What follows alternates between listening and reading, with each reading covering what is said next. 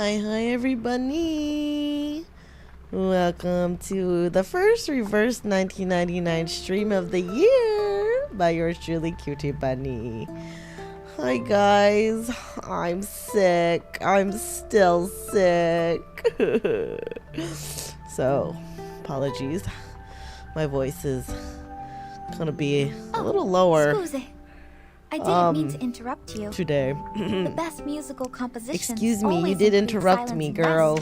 I'm talking here, Barcarola. Anyways. Oh gosh. I know. I'm so upset. I thought I was gonna be like better by now, but this sickness is definitely kicking my ass. I thought I felt better today. I woke up and I'm like, oh yeah, okay, I don't feel as sick today. You know, went through my day, and then like I had to do some things today, and then when I got back home, like around noon, God, I could not stop coughing. It sucked. I'm wondering though if it's because I'm like laying down. I feel like for some reason when I'm laying down, like when I'm horizontal, I cough more, but I don't know. So. A little lower energy today, but I wanted to do the last evenings on Earth event before we move on to chapter 9, since you guys highly suggested it. And obviously I want to meet Barcarola because I really like her design. She's one of my favorite designs in this game, character wise, so I would like to meet her. So we're gonna do this event while it's rerunning, and the timing ended up kind of being perfect, so we're gonna do last evenings on Earth. The problem I see though, they're only rerunning this event for like a week, so I'm gonna do my best to finish half of it today and then the rest of it next week. Lately I feel like I've been kind of slow with the events, taking about 3-ish streams to finich, but I really gotta like do this one in two streams. So I'm gonna do my best, okay? Oh gosh, excuse me. I figure like oh my god, it triggers my coughing when I get a little too excited too, so I have to like kind of be like low key. So yeah, if I could get into a coughing fit, obviously I'm gonna mute myself, but okay, how many notes does this one have? Let's try to like get through half of it. I'm checking 23. Oh god. Okay, so I need to get through maybe like 13 notes today. All right, we're gonna do it. No, I have to kind of rush it. Oh, wait, what? Last evenings will come back once the new patch rolls in? Oh, wait, when does the new patch drop? Like, is it dropping soon? So do I need to finish it before the rerun ends? I would like to finish this event before we move on to chapter 9, at least, definitely. I mean, we're gonna see how much I can get through today, but we'll see how much I can handle. Last evenings will be in reflection page. Oh, the 20th? Oh, wait. That's not bad.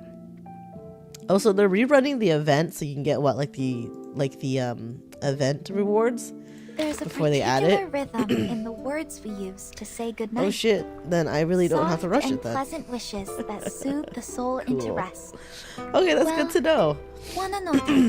Sonidoro. Thank you for that. So I don't have to rush it. Okay, so we do not need to get through at least half of it today. I'm gonna obviously try to get through as much as I can, so it doesn't take us too long to get through this event. But I can't guarantee anything because I am still sick and not the greatest. All right. Let us proceed with last evenings on Earth. Yes, what would you guys do with your last evenings on this planet? Honestly, I feel like if it was like my last day and I knew like we were gonna be gone the next day, I'd probably just do I probably would just do what I normally do. Play gacha games all day, chill, relax, hug my plushies, I guess say my goodbyes. You know, like, what can you really do? I know some people would probably go out with a bang. Like, I feel like some people would be like, oh, I'm gonna rob a bank or whatever the fuck. But like, really? The best musical compositions always like, if you're gonna be gone the next day, what are you gonna really do? What is it? I guess they just want the thrill. I mean, I don't know, maybe, I guess, continue to goon. So, probably wouldn't do too much different. Okay. Let us do last evenings on Earth. There's no trailer? Usually they autoplay the trailer, but I guess not. Okay. Let's watch the trailer real quick.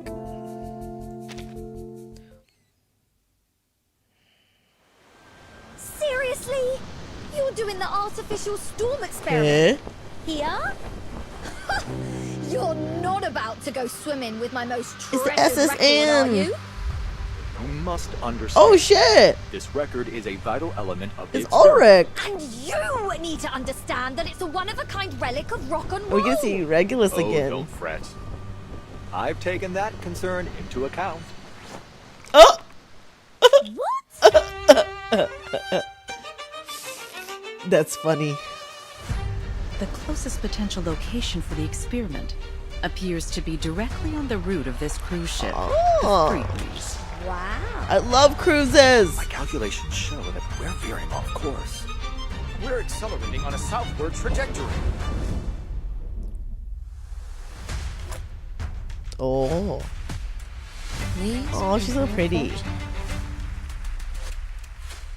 Born at the top of wealth and privilege. Miss Grace, please, Oh. show us a new way. Oh shit! Oh shit! What is this? What a coincidence. Oh! I happen to have a similar device myself. 1999. Oh? 2005. No. 2007. There is a pioneer who has crossed the storm. Wow. There's a language that transcends all barriers. Please, everyone, hold on to each other and follow the music.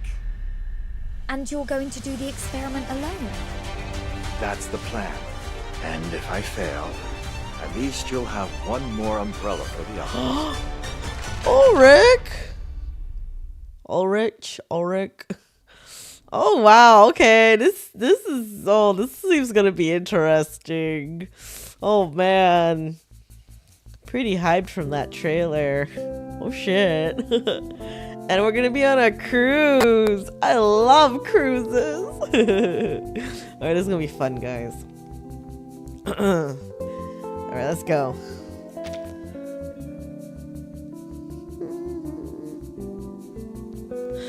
You know what? Okay, I know what happened now. When this event was originally running and I pulled Barcarola, I was like, I need her side tube, but I wasn't planning on playing the event. So I think what I did was I ran through some of the nodes to get to like a battle, so I can just like repeat it and get enough just to get the side tube. Okay, I see what happened. That's why the trailer probably didn't play. Let me see, like, cause like I should be able to get the side tube again, right? Yeah, I think I already got the side tube.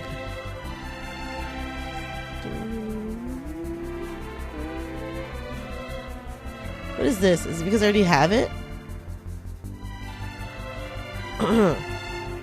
What do I get? What is this?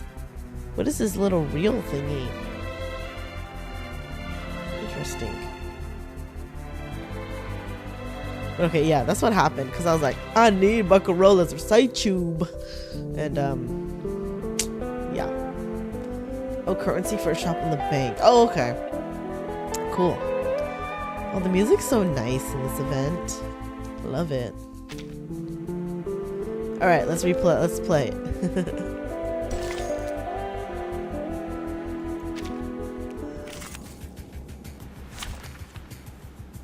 Oh shit. How do I replay the story?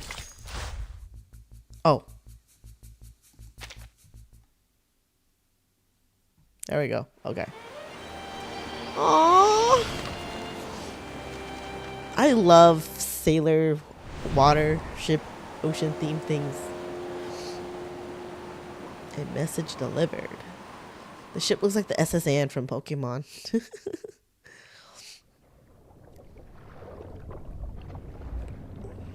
Now I can finally know Barcarola's story because I have her. She's one of my favorite units. When the first proverb appears on the shell, we reach the shores of elsewhere. The island, the upturned palm of Mother Sea. The once drifting boat now beds itself in the golden sand. When the second proverb appears on the shell, we kindle the fire, the crackling warmth, the spark of hope. The joyful people are long blessed as one.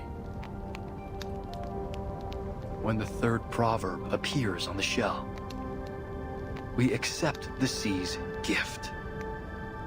The rolling waves, the plentiful fish. The cool sea breeze cradles us. When the fourth proverb appears on the shell, we face the test.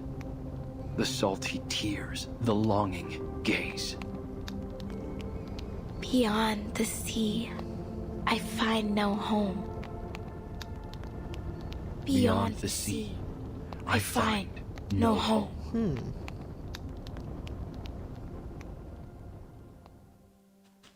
Interesting. Island people?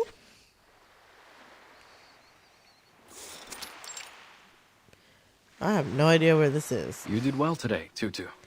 Oh, interesting. Hey, Valk, welcome. Thank you, Kamitsa. I was just playing my part in celebrating the success of the trade season. Nothing special, really. Fatushu, cute. But what are we doing here? What could be more important than the celebration? I've never seen you sneak off on a bonfire night Such before. fluffy hair.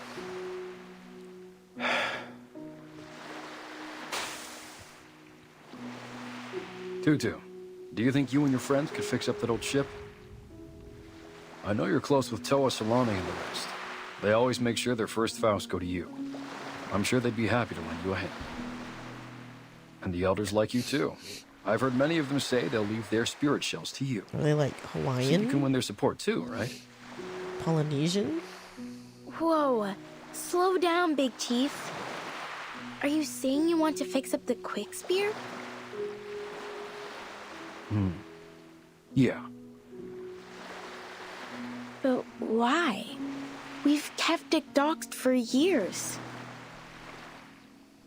Maybe one day we'll need to set sail again. To fish or spend some time on another island. But the Foreshadowing. merchants already come by every few months to bring us hollow fruits and red snappers. Why would we need to sail? Premonition. Kamuta paces back and forth in front of Fatutu, the word stuck in his throat. Yeah, but what if a storm hits? Are we just going to sit around and let the waves wash away our homes? Foreshadowing! We've been through much worse than a few storms. Not this upcoming one. She raises her head proudly. Remember when the waves came and took away Malaga? Heilani cried for days over that little pebble castle. And then that strange oil polluted the water all around Aititi, the only place where the water's calm enough to hold a pow-pow race. We haven't held a race since. Then Miti and Vaipuna. But we've made it through, because that's what we do in the face of difficulties, right? We stick together. Besides, We're doing just fine on Melly. Oh, interesting. Oh, they're based on the Maori people from New Zealand? Oh, okay, interesting. But what if we lose Melly to the waves as well?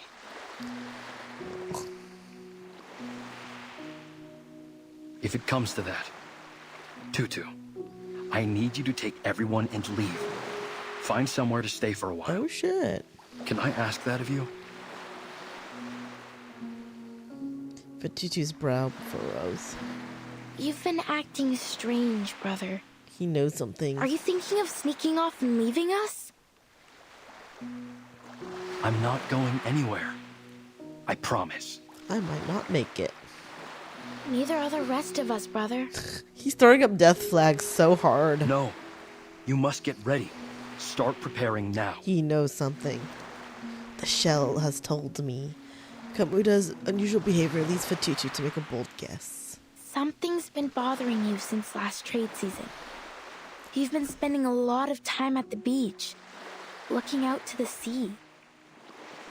Did a witch put a spell on you? You better wear some malacca around your neck and carry nip bones and doll sleeves. No. There's no witch.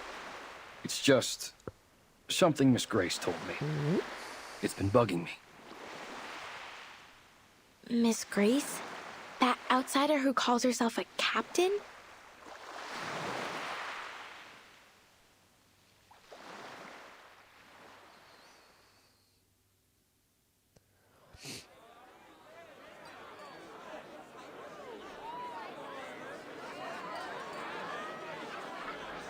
With the singing of the Nukutai, the trade festival slowly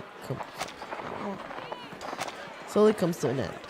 On the beach, the Nukutai bid farewell to their guests in twos and threes, enjoying this rare moment of leisure. I don't mean to alarm you, Mr. Kamuta. Oh no! You're part of Manus. Oh no, you're bad news. But 3 months from now, Melly will be devoured by a tsunami. Oh shit. Is she trying to get them to join them? I hope she's not evil. The color of her clothes says otherwise. And the fact we saw her at the end of chapter 8.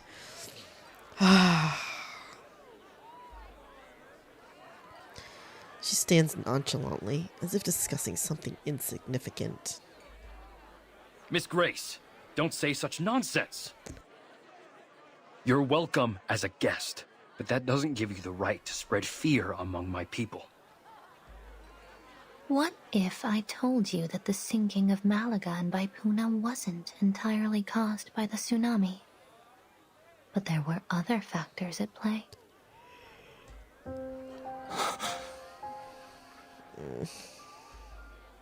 It is true that the tsunami sent them into the sea, but long before it struck, foreign military forces had been eyeing the islands for their strategic value. Those rumbling sounds, they weren't thunder? They were torpedoes launched by humans.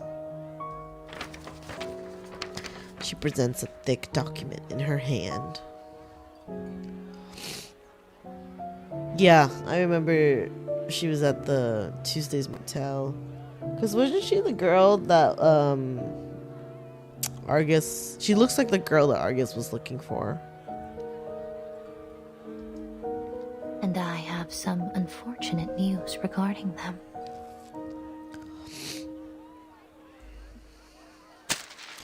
Kamuta grabs the cold, impersonal stack of The area papers. is now under martial law. Any development plans for the region should be revised accordingly. It's not even there's not even their island. These coordinates, they cover Nukuteao. After a brief investigation, they concluded that your home is an unoccupied area suitable for their weapon What the testing. fuck? Unoccupied? There are people living there. It won't be long before they publish a report on this new test site. and receive their rewards for discovering it. The hell? The veil of nothingness was cast by our ancestors to protect us from the outside world. Oh shit, is this like Math Island where like people don't see them? I never thought it would put us at risk. Oof. As chief, I must bring this to the attention of my people. Perhaps it's time we remove the mist. But without it, we'll draw all kinds of attention. Damn settlers. Kamuta clenches the report tightly in his fist. Miss Grace, may I borrow this document? My people need to see this. How Be do my merchants guest. find them then? But you'd better persuade them quickly. Why's that? As far as I know, they're looking to expand the test site. It's on their agenda now.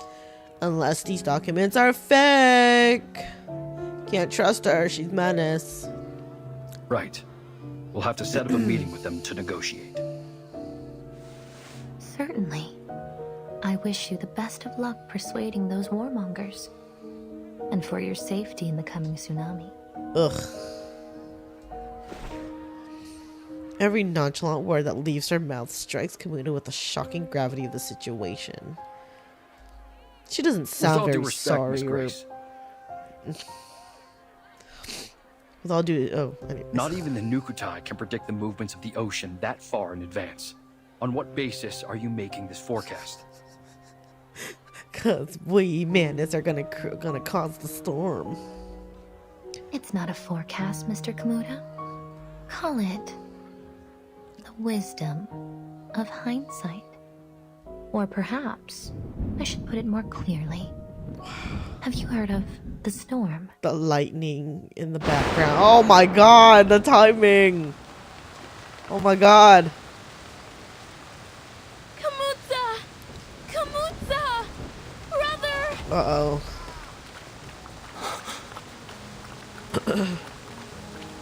The rain's getting heavier!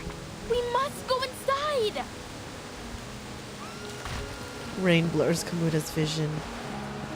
He stares into the distance, his eyes widening as the frothing waves roar toward the coast. The sea level is rising. It's the tsunami. It's happening. Oh fuck! Creepy red letters. Like the soul beneath the ever-rising waterline, Kamuta's murmured words are quickly buried. The sea has almost swallowed the whole atoll. What's going on, Tutu? Kamuta? A worried figure hurries over. No time for questions, Toa. We must bring these baskets to safety. But Tutu's already pushing as many woven baskets filled with berries and bundled material as she can to higher ground. Her hands are a sore red, her face stamped with desperate determination. Ah, there's food and clothes in there. Here, I'll give you a hand.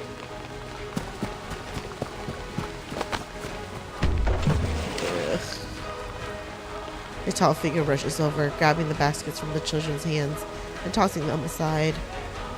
Chief, what are you doing? Leave them. There's no time. We must get to the ship. Now! Oh. Our people still have to live after the flood's over. If we don't bring something, what are we going to eat? Or where? These things won't fall into our laps, you know. She's got a point. Listen, it's different this time. You... Oh no.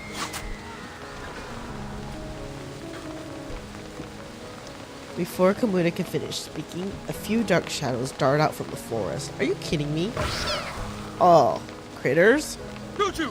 Watch out! Oh no! A row of sharp claws grazes Kamuta's back. Seriously? He's gonna die from critters?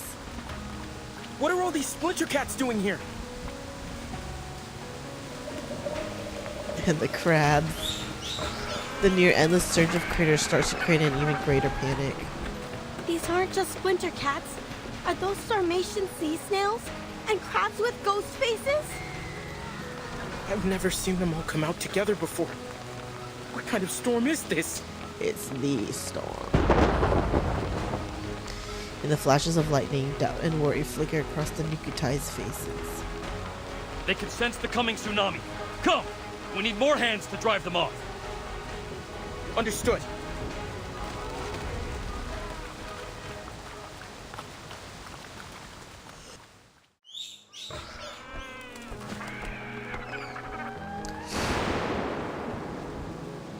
This sucks. The fleeing critters surge like the tide, scattering the Nukutai. Many are left wounded. Go! All of you! Now! Everyone get to the quick spear! This tsunami, it's the worst I've ever seen. Is it true? Is this the end of Melly? Tutu! Don't just stand there. Get over here! From the shadows, the spiny claw swipes at Fatutu.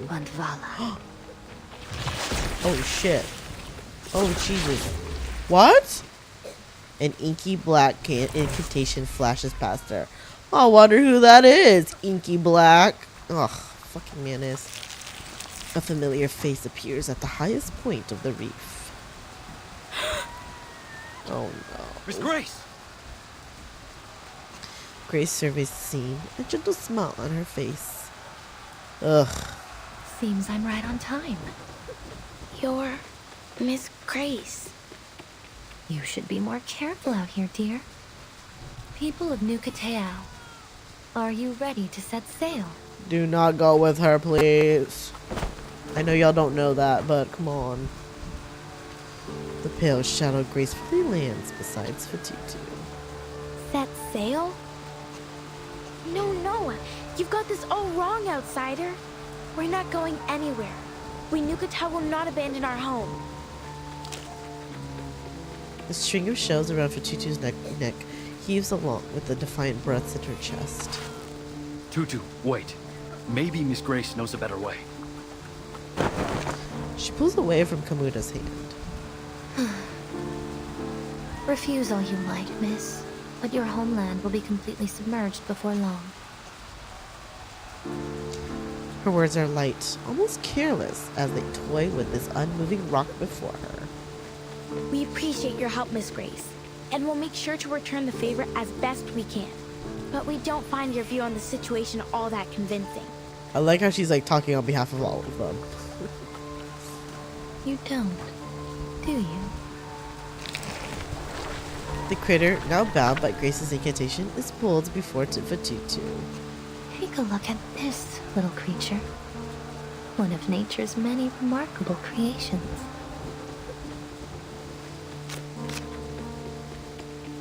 It has a fitting name, too. The Moon-Eyed Fiddler. Do we have time for this? Like, everything is like going to shit. And so chaotic. And she's giving her a lesson on this critter. They hide themselves in the water, covering their traces with the ebb and flow of the tide. They only come ashore when the tide is high. And from there they migrate to quieter waters. The diviners and arcane dealers, they are the living gold of the ocean. But to the people who live near their regular habitats, they are an ill omen. Wherever they appear, floods are sure to follow. Oh, I don't like her ways of like cornering these poor people. Grace takes a few subtle steps towards Fatutu. This tsunami is only the beginning. Animals migrate and leave their homes behind when conditions become unfavorable. You should do the same. Look around you. Think about your people. The tide of critters seem to have subsided, but the Nukutai still bleed. Fatutu can clearly hear their labored sighs and gasps. Tutu, it's okay. We know you have your reasons.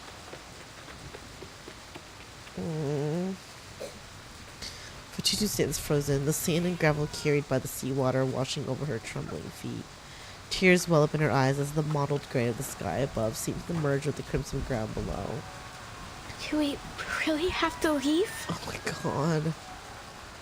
Grace gently adjusts Vegeta's collar, wiping the rain from her face. The outside world is indeed full of dangers. But there is less to fear than you think. Stop it, groomer, manipulator. I'll help you through it.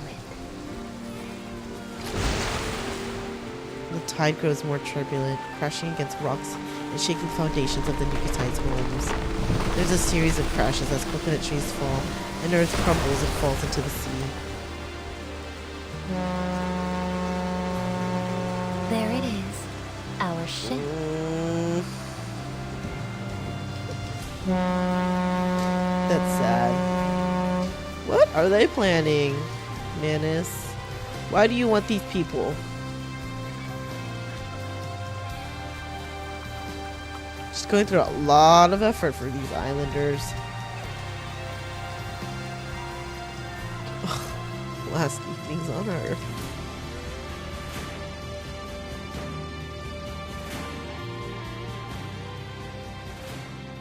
It's interesting now that Arcana is technically gone.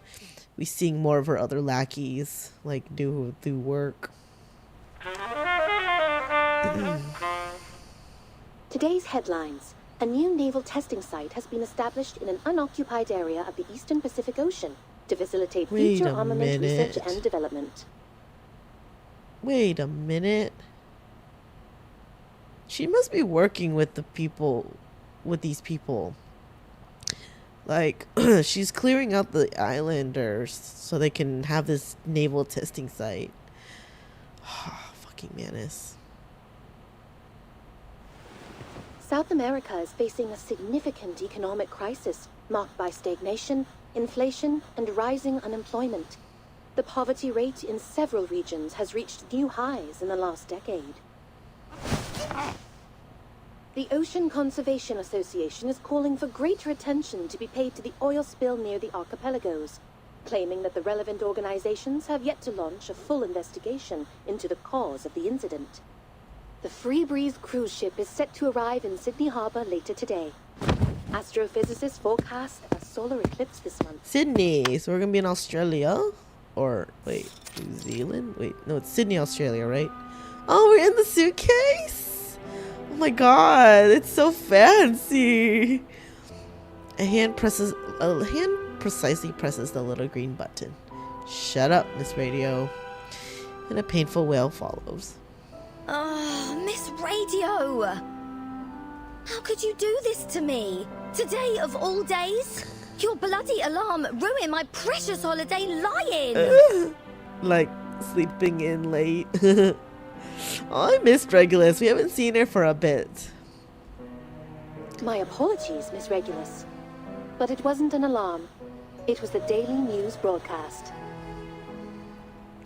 The swatted aside Miss Radio seems to have a clear signal. If the morning news isn't quite to your taste, I can offer a variety of alternatives, including programs on literature and music critique, Australian food, and so on.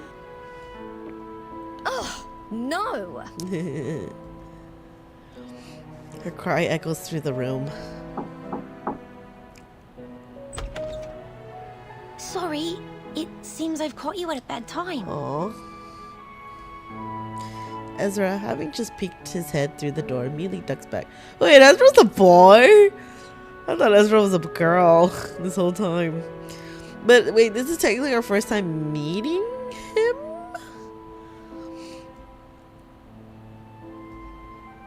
A one-sided conflict seems inevitable.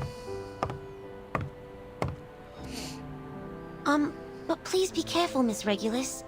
I know the LSCC encourages us to examine machines like Ms. Radio, but I don't think a violent disassembly would go down so well. That's funny.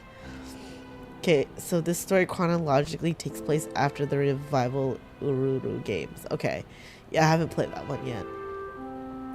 Wait, do we meet Ezra before? Oh, okay. You meet Ezra in the Uluru games? Okay, that would make sense, because this is my first time meeting Ezra.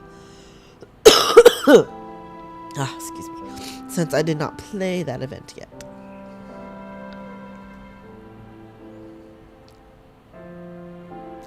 Regulus gets to her feet. Violence? If there's any sort of violence in this room, I'm the one receiving it. Where's my justice? Regulus, you are generally a violent person, to be honest. Well, I'm afraid justice might be slow to come. The Australian branch is going through restructuring at the moment. Things will be put on hold for a while. In the meantime, you've been assigned to a new team, the Storm Research Group. Oh? What? Me? Yes, Mr. Ulrich's leading it. He made a special request for you to be on the team. Oh. He's looking forward to meeting you in person. This is an interesting combo. This is gonna be an interesting combo, Ulrich and Regulus. What? Just like that? Didn't anyone care to ask me what I wanted to do? No, you're just being reassigned. Regulus's puzzled expression soon gives way to a sudden realization. Wait, why are you telling me this now? The list of group members and the reasons for their selection have been up on Laplace's website for a week now. Wow. And today is its official founding day. You should be there, as a Laplace staff member and an important part of the new team. So, girl didn't know, and she's got to go. She needs to go to the meeting, the first meeting. Huh? Hold on a minute. That's nice of him to tell her. As far as I'm concerned, I'm still on Team Timekeeper. And, more importantly, I'm still on my time off. Oh. She's like, Good to see vacay. that you actually paid attention in our last group meeting, Regulus. That's funny. The owner of the suitcase, Regulus' savior, the great timekeeper, arrives at the door. That's him. Oh, thank God you're here. Please, sort out this situation for me. Go on, tell them I'm still on holiday. The fast Johnny pirate is hoping for a life preserver. Sorry to break it to you like this, Regulus, but today's our last day off. Aw. You can't be serious. Of course I am. Also, Mr. Ulrich has invited us to attend the ceremony in Laplace. Verton's on the team too. Shall I give you a moment to get ready? No. Ooh. Poor Regulus. But I'm glad she's back. We get to see her again. She's so funny. Oh, that's cute. They wrote it in the sand. Okay. Let me do the nodes. The nameless black dots on this parchment cry out for annotations. Excerpt from A History of Arcane Ethnicity. Due to the reclusive nature of the Nukitais, our knowledge of this enigmatic people comes only from the sparse accounts of a few trading ships that had contact with them and the legends from neighboring societies. In the folklore of coastal civilizations in the South Pacific, there are often tales of shell people or hermit crab people. These beings, dressed in shells and living in the water, are depicted as otherworldly ocean emissaries or guardians. They offer advice and guidance to the protagonists in these stories or help those lost at sea.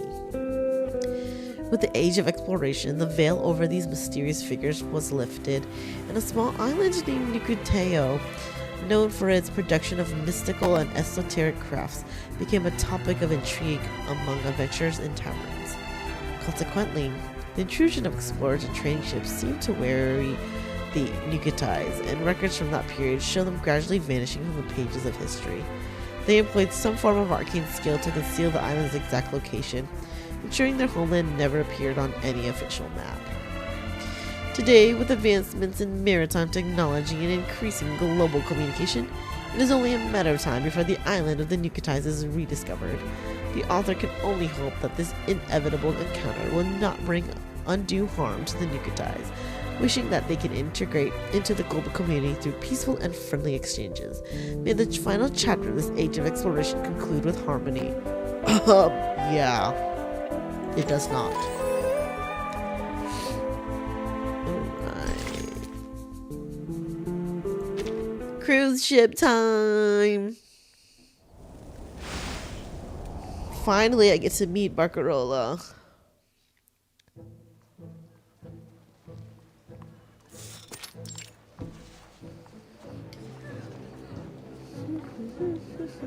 Captain, Apple? we seem to have deviated from our route to Laplace. I love these two.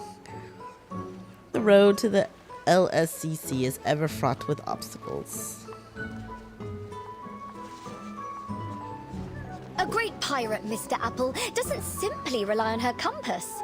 She must listen to her heart too. Are they lost? Ah, this apple thought you were trying to slip away to make the most of your final day off. That's funny. Well, that do. That's a big ship back there. Free breeze. That looks bigger than the cruise ship I was on. I was only on like a medium-sized cruise ship though when I went last year on my cruise ship trip. Oh, it was so much fun. I want to go on another cruise. Like Odysseus returning victorious from the Trojan War, Regulus nimbly dives into one vortex after another. Come get your sucker rat whiskers all the way from Brazil. Perfect for brewing a chill wind elixir. Only 185 sharpodontes. Sharpodontes. That's how you say it. See anything alive? You won't find a better price anywhere. This is a good price. Do you have more of this stuff? Show me everything you've got. Oh, Regulus. Captain, might I remind you that Miss Sotheby is not travelling with us at this time? That's funny. Our wallet, our funds is not with us. We are limited in funds because the rich lady is not with us. Oh yeah, you're right. That's funny. Oh, Regulus. The temptations before them seem to be endless.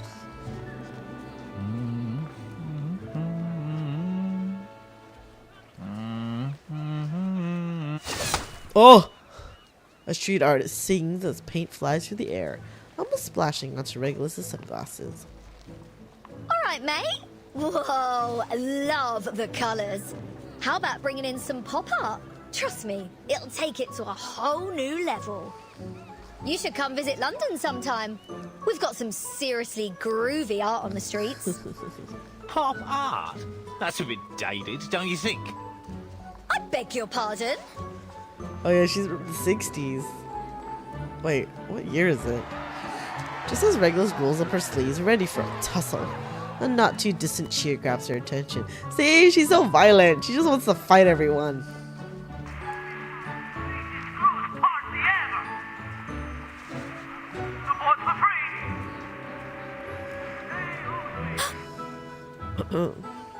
Did you hear that? We better go over there and check it out, Mr. Apple. It looks like the KFC dude. Manus Vindicte. This guy right here. Do you guys see that? It looks like Colonel Sanders almost. KFC. Miss Verton did caution us against the Manus followers we might encounter in Australia. No, it's something much more important than that.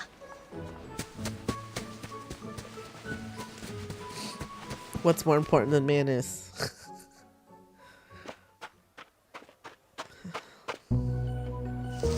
Oh?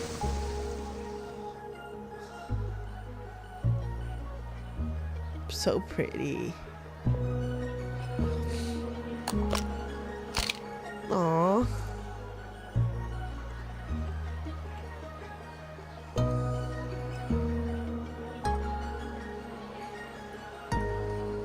Oh.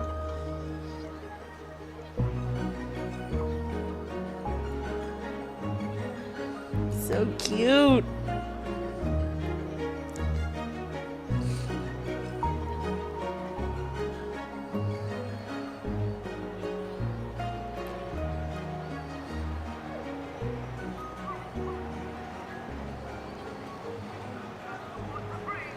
So cute. She's so pretty. Ladies and gentlemen, welcome to the greatest sail-away party in all Australia. For those of you who haven't signed up for the trip, think again. This is the ultimate sailing experience. Aww. Relaxation, food, drink, and music. Don't miss out. Hell yeah. I love cruises. Sign me up. Oh, Barcarola's so pretty. The Free Breeze is about to set sail. No need to worry about currency exchange, whether it's Australian dollars, sharpodontes, arcane materials, or a rare collectible item. All are welcome in exchange for a ticket of equal value. We'll take any sort of payment. Give us your money. A small price to pay for an unforgettable journey with the talented multi-instrumentalist Barcarola and her fantastic crackling box. Cheers grow louder and louder. She's so pretty. I love her. We've also prepared a little gift for our most enthusiastic guest. A free cruise ticket! Oh! Free cruise! That's what I'm talking about. This apple should have known better. Yeah. Ladies and gentlemen, I mean, this the pirate party loves starts ship. now.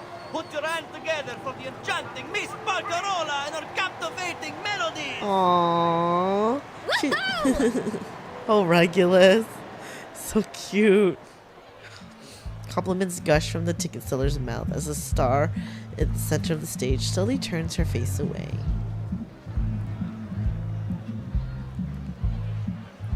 You're much too kind, Mr. Hamish, saying all these wonderful things about me. Aww. But I'm only a cruise musician. Cute.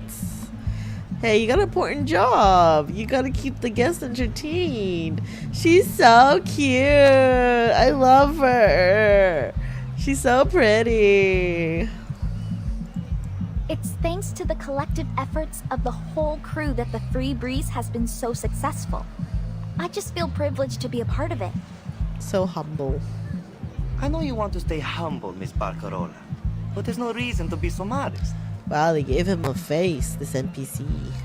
Many of our guests come aboard just to hear you play. Yeah. And I'm sure there will only be more in the future.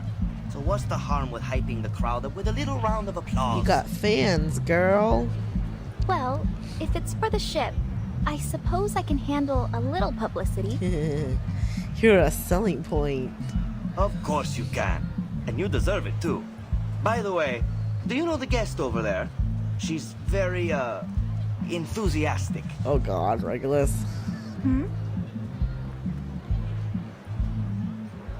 She follows the direction he's pointing to find a particularly lively duo among the crowd.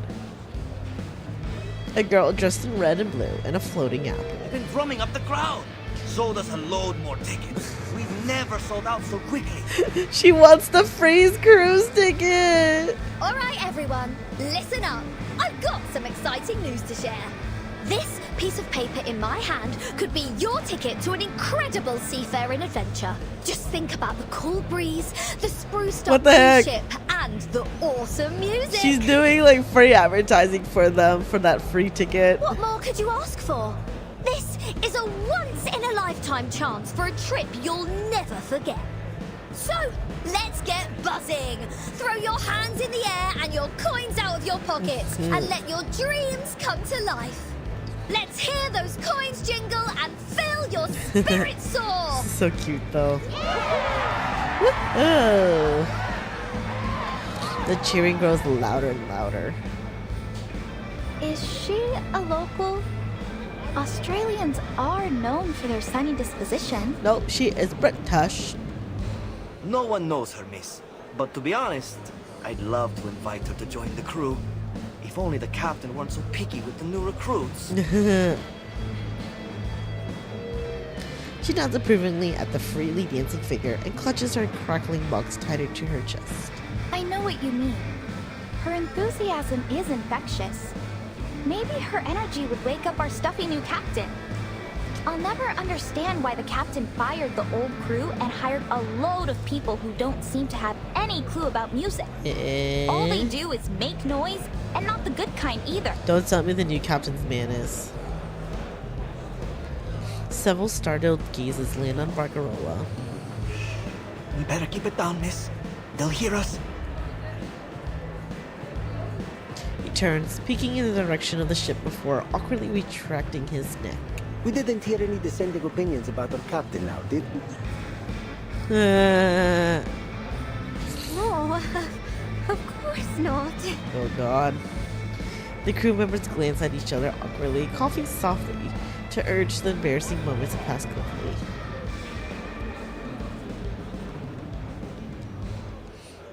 Guests come and go, and the melodies continue one after another. Eventually, the sail-away party comes to an end.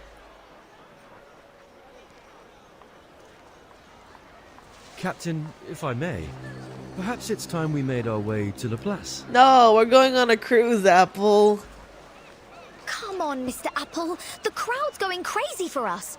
Can't you see how close we are to winning that free ticket? I suppose you're right, Captain. But the crew seems to be packing up for the day. They what?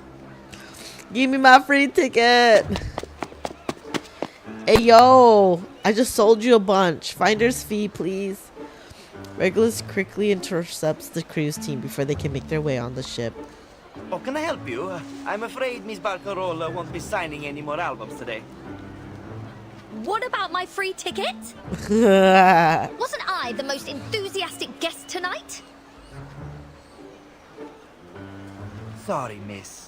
But the most enthusiastic guess was really just a turn of phrase. No, it was a fake. We're nearly sold out tonight, and bookings are still coming in. I don't think we can spare a ticket for you. Aww. Come by next time, and we'll see what we can do. Wow, gypped. You! Easy, Captain. They never really explained what they meant by the most enthusiastic guest. We're in no position to argue. But come on, she just gave you a bunch of business. At least give her a little bit. Something. Regulus glances around. The once bustling crowd has dwindled to just a few scattered passerbys. Coolly, there's no one present to uphold justice for her. What a bloody scam! I'm filing a complaint. Just you wait and see. Bloody scam. I understand your frustration, miss. The ship is sailing in just a couple of days. Even if you file a complaint right at this moment, we won't hear a thing from the tourist office before we set sail. Wow. That's bullshit. Barcarola frowns and pulls the crewman aside. I feel bad for her, Mr. Hamish. And just think how this will affect our reputation. Yeah. With your consent, I'd like to offer this young lady a ticket and a stay in my cabin. Oh, that's nice of her. Even offering her room? Yeah, like, that's bad PR. She's gonna write you guys a bad Google review on the internet.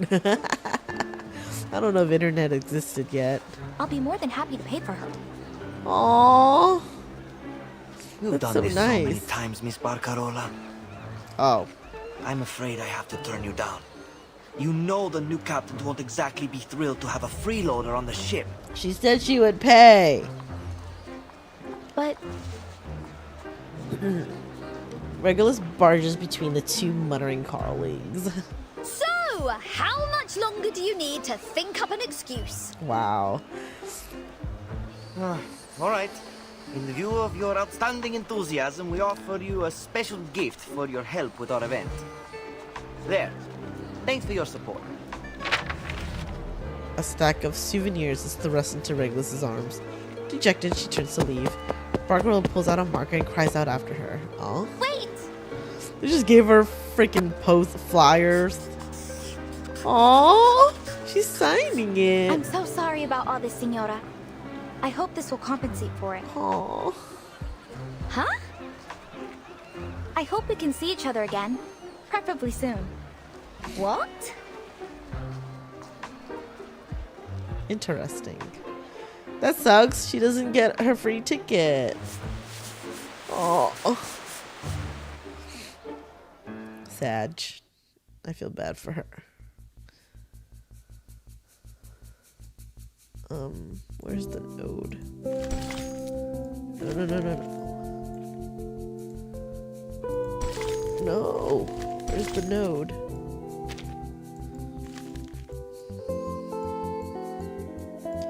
Why is it so far? Please make sure she completes this document in person. Probationary assessment Regulus. Codename Regulus. Time employed 11 months. Project team The Storm Research Group unregistered. Assessment results not available. Performance review. Research on the influence of light and sound waves on emotion control on crowds. Safety verification of St. Pavlov Foundation's communication equipment. Exploration of the possibility of communication without numbers with the School of Apiron. No accomplishments. Probationary experience. Assisted the timekeeper in investigating the storm, consistently on the front lines of responding to the storm, and have experienced 3 storms. These experiences provided invaluable data for Laplace's storm research. During this operation, her numerous active contributions have brought a wealth of inspiration to colleagues. This is funny. In interactions with the St. Pavlov Foundation and the School of Apiron, she has displayed outstanding negotiation skills, making her a crucial and mainstay member of the Timekeeper Squad. They just pretty much said, like, she's kind of useless. Evaluator's comments. Alright, enough with the charade. The only thing in this document that she actually provided herself is this photo. I'll let her join the research group as a formal researcher, but she will not receive any benefits until she personally fills in all the blanks on this form. Ulrich. Wow. That's funny. She's so silly.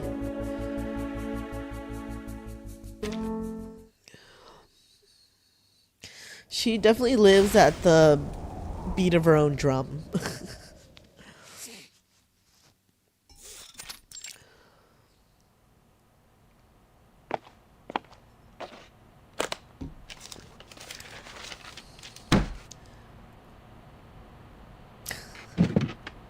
The glass tank leans forward, the ferrofluid rippling around inside it. The ferrofluid pauses at the information presented before it. So, they gave you this flyer at the sail-away party? Ulrich. Not just that one, there's a whole stack of them. Okay. All right, Researcher Regulus. I think I've got everything down. Let's run through it again. Researcher Regulus suffered horrendous mistreatment during the pre-sale event of the Free Breeze, which has had a significant psychological impact on her. In order to recover from this traumatic event, oh my God, she requests a 1-year advance on her salary and 15 days of leave. The funds are to be used solely to book passage on a cruise trip, with the goal of replacing her negative Are you kidding experience me? from the pre-sale event with a more positive one. A year advance on salary. I'm telling the truth. Girl.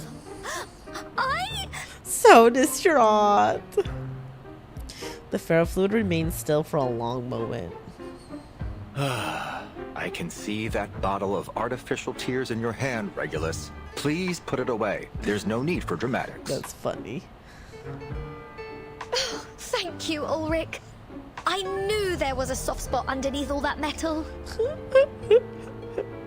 Not so fast, Regulus. I never said I agreed to your request. This is funny. No? Why? I'm a researcher just like anybody else, aren't I? Shouldn't Laplace be looking out for my well-being? Dude, you haven't done much, honestly. Regulus, you've been working in Laplace for 11 months now, and you still haven't submitted your performance appraisal or published a single valid project result. That's funny. In other words, you haven't completed your probationary period, so you can't get the benefits of a full-time employee. Wow.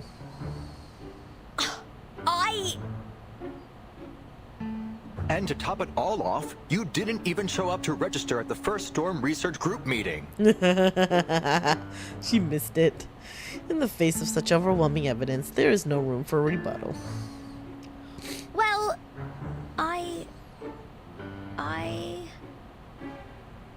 What a handful. Her protestation has grown noticeably weaker. Please save me the excuses. There's still a chance for you to turn things around. You can take another assessment. We'll use the results to make up for the assessments you've missed. It'll be crucial for your performance review and, consequently, your employee benefits.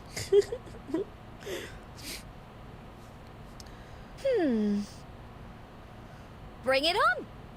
She doesn't get anything from being on Team Easy Timekeeper. there, Researcher Regulus. You're taking a test, not going to war. Ulrich turns and reaches into a bookshelf. Clearly he is prepared for such an outcome.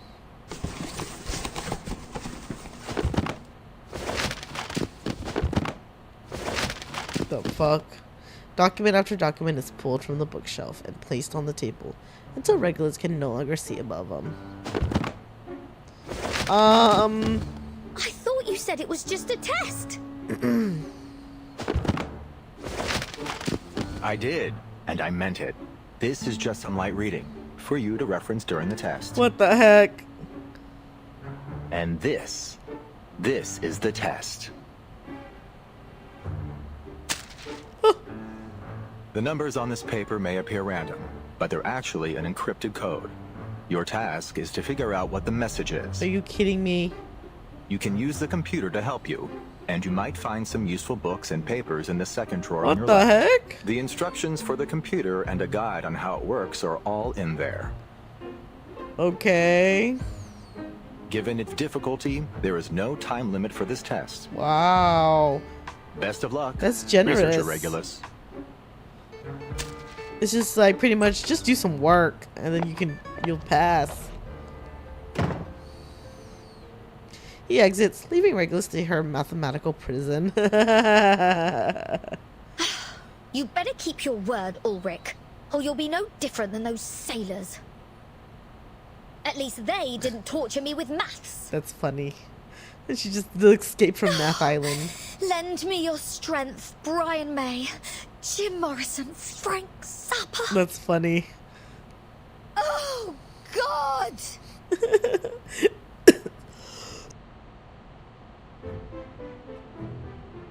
How much time has passed? Regulus has lost all concept of it. Wow. Why did she even join Laplace in the first place? Endless numbers dance before her eyes, spinning and blurring together. It's like she's descended into some kind of cursed land of numbers. You're taking a test, not going to war. Captain, this apple has an impression on this. Maybe you were their target because you are an irrational That's number. funny. Is it really a puzzle unsolvable? Are you scared? She's having war flashbacks to Math Island. Follow me, Regulus. Best of luck, Researcher Regulus. Where am I? Oh my god, she's tripping out. In her days, she's brought back to her days in a Apeiron. Why is this happening to me? Is this some kind of cruel joke from that Apeiron lot? She did not have a good time on Math Island. This realization seems to be clear in her mind for a moment. There's no escape from these mathematical demons. Somebody! Anybody! Help me! Please! Math!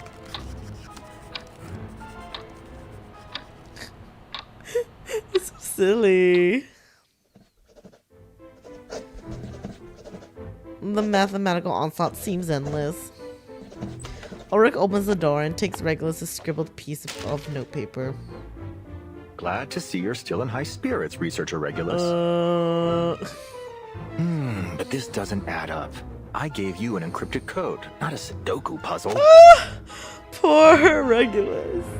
Okay, that's what I vaguely remember. Laplace technically forced her to join. Like, I think she didn't really want to, but they kind of, like, persuaded her. So, I vaguely remember that. What do you mean? Regulus looks as though she's just been struck by lightning. Come on, get yourself together. The 9th storm has passed, Researcher Regulus. You've had plenty of time to brush up on your math. Oh no.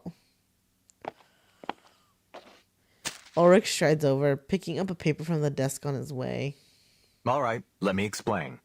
All you have to do is a basic decode and transcription of the result using the Laplace encryption key. See how the fourth from last digits have changed? There are no numbers greater than 24 within the 17th interval, and those in the 18th interval don't exceed 59. So, if we make a bold assumption here, my head! These numbers have probably been coded using Laplace's nomenclature. No more The math. codes of time are always placed between the 12th and 18th I intervals. thought we left Math Island. You'll see this a lot here. We use them for ships, satellites, manpower arrangements, and such. Oh my god. Finally, we input the result into the Laplace astronomy database to see if we find any matches, and there. I guess he's kind of teaching her their ways. A set of photos taken from space. Wow. Huh? Are you telling me I spent the whole day doing this just to find a few photos? These aren't just any photos, researcher Regulus. Take a closer look. The first picture was taken on December 2nd, 1995, the day the Solar and Heliospheric Observatory was launched. Ulrich continues to deliver a flurry of information. The second picture was taken on June 25th, 1997, during a period of sunspot activity. The third one is from November 21st, 1998. It's an image of the first satellite ever deployed from a space station. Look at this nerd. Nerding out. And the fourth is from December the 28th, 1999. Is that a rugby game? Yes. Looks like it was the last one held in that stadium in Melbourne. The place is just a commercial district now. Her eyes wander over the next photos, then she freezes. Wait, this isn't right. Yeah, wait, whoa. Hold up. If you're suggesting what I think you are, yo, then these next photos are... Hey, yo, we're going past to 1999? Yo, what? Her eyes widen. That's right. From the fifth photo onward, we can't pinpoint their exact time or location, but it seems they involve Halley's Comet, 136199 Eris in the Kuiper Belt, the Uluru Games, and a rock festival. But the years... And there are more. Take a look at these timestamps. February 9th, 2001. How? October 21st, 2003. November 2005. How do they have that? And the last one's from... April the 16th, 2007. What the hell?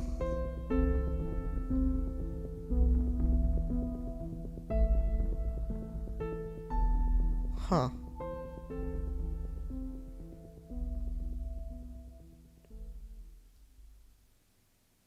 Ulrich looks out to the endless blue of the sky outside. This proves one thing.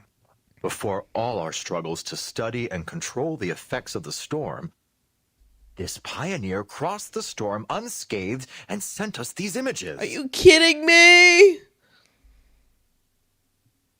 The storm, that heavy topic.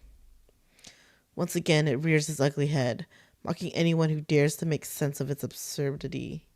But... what the fuck? Thankfully, there will always be someone who doesn't bend to its desires. Why are you telling me all this? Did everyone else's assessments turn into some kind of top-secret briefing? That's funny. All I wanted was an advance on my salary. Girl? The ferrofluid gives a stifled pang.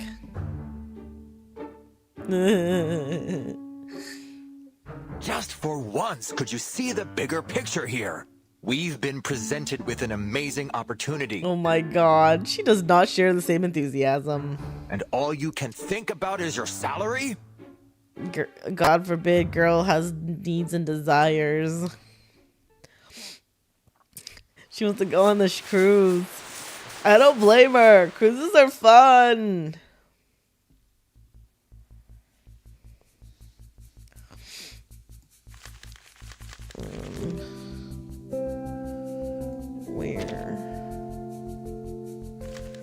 Where's the note?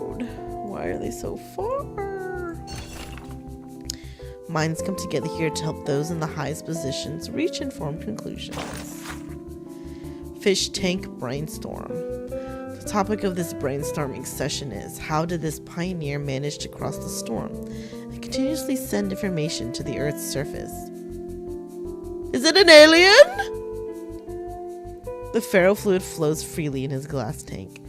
Is it possible that this is just a prank, like a cipher game created by one of us, accompanied by fake photos and data, and indifferent researcher shrugs?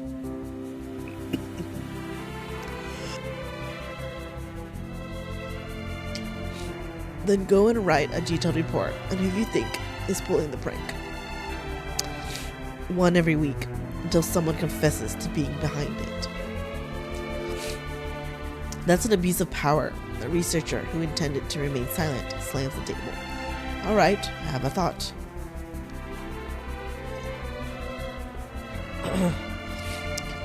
The storm rewinds people into disappearance, but some things that inherently exist longer might not be completely reversed. This pioneer could be some kind of man-made satellite that regularly sends data, and the storm rewinds it to an older version, but doesn't affect its operation. Oh, that would make sense. Like Sputnik or whatever.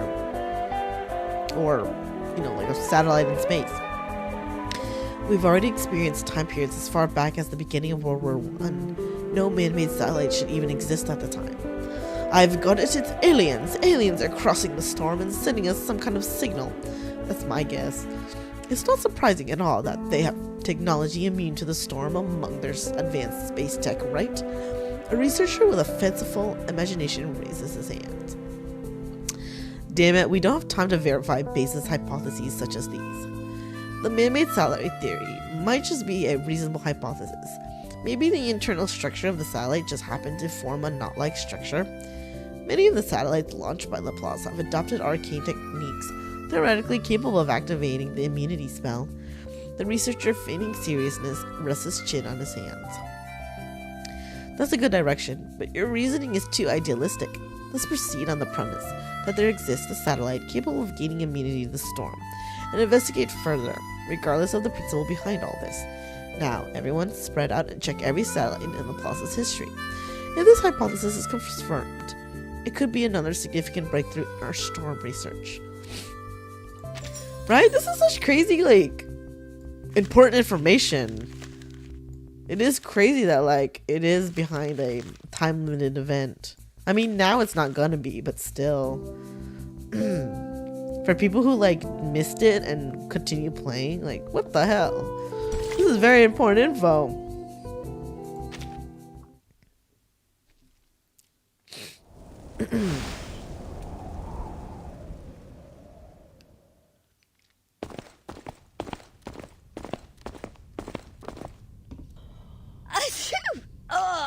Bless you. Dust in here. What, are we inside some kind of vacuum cleaner? Is that why you always wear that fish tank on your head? Regulus. Familiar with Regulus's quirks, Ulrich opts for the most efficient form of communication, none. He knows how to work her. What's got you so quiet? Pulling the strong and silent act now? Here we are.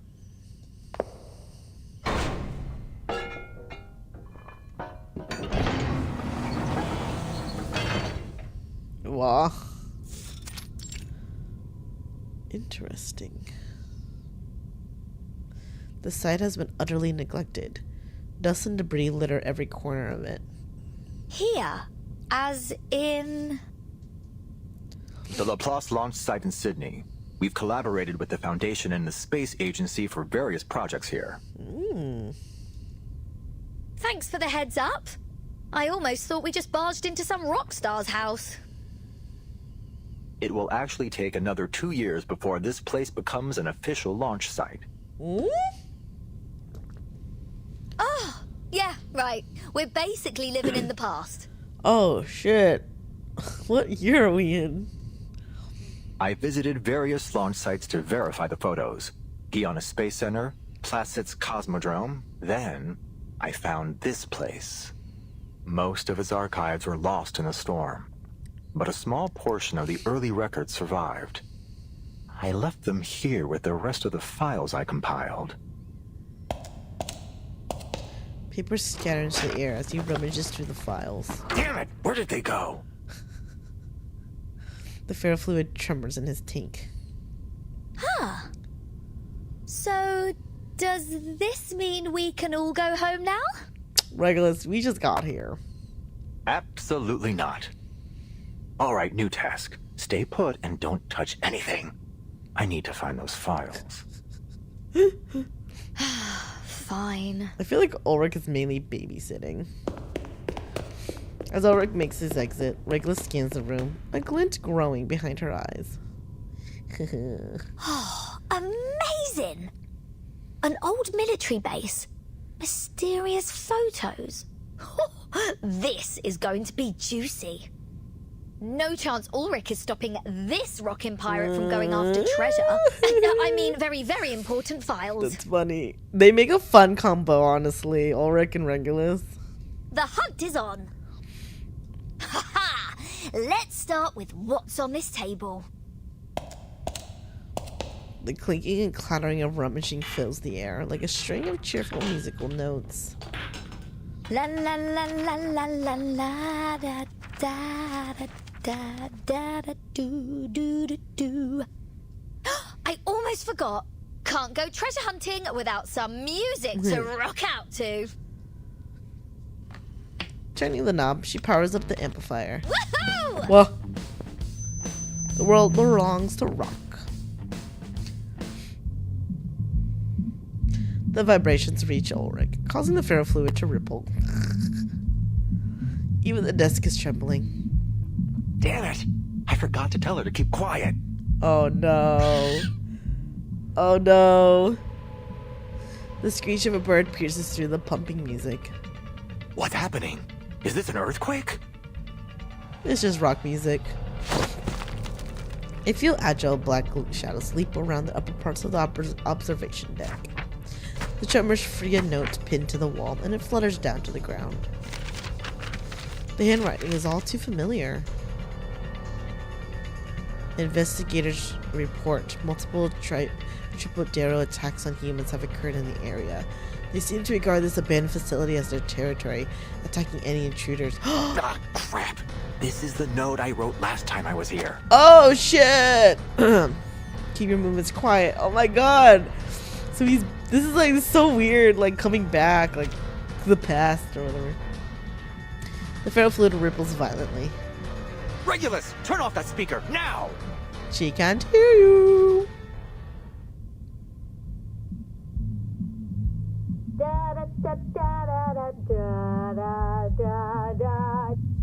Regulus is too immersed in her treasure seeking to hear him. I think I did the battle already, so I don't think I'm gonna have the battle. Oh no, poor Ulrich. A glob of dark green sludge shoots down from above. Ulrich darts aside, narrowly avoiding the attack. For fuck's sake! Ah! For fuck's sake! I like that. That's funny. I knew I should have upgraded my memo module! Oh god. He looks at the observation deck. There is Regulus, gleefully twisting to the music. Calm down, Ulrich. You're a leader. It's part of your job to clean up after your team. Oh, she's singing the Regulus song? Oh, that's cute. That was a good song. He looks over the priceless equipment around him and sighs before ducking through the emergency exit.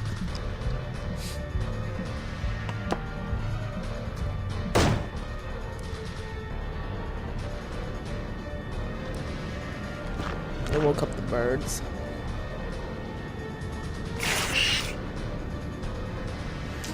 The Tripoderos follow in hot pursuit.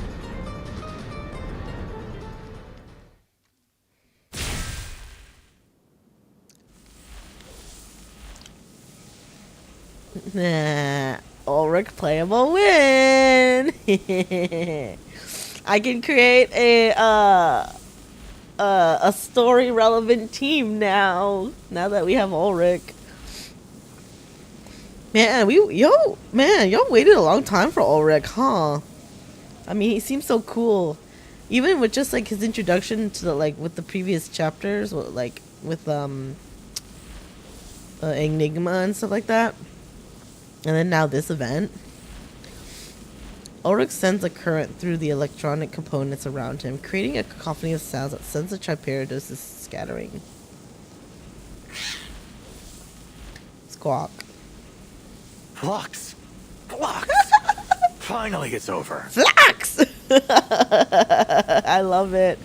I love it when they, like, to get around, like, curse words, they, like, use another word. It's so good. One of my favorites is from this one show. Oh God, I forgot the name of it. It was so good. It was like a sci-fi show. They had it was based off a game too. But anyways, they used the word stocko.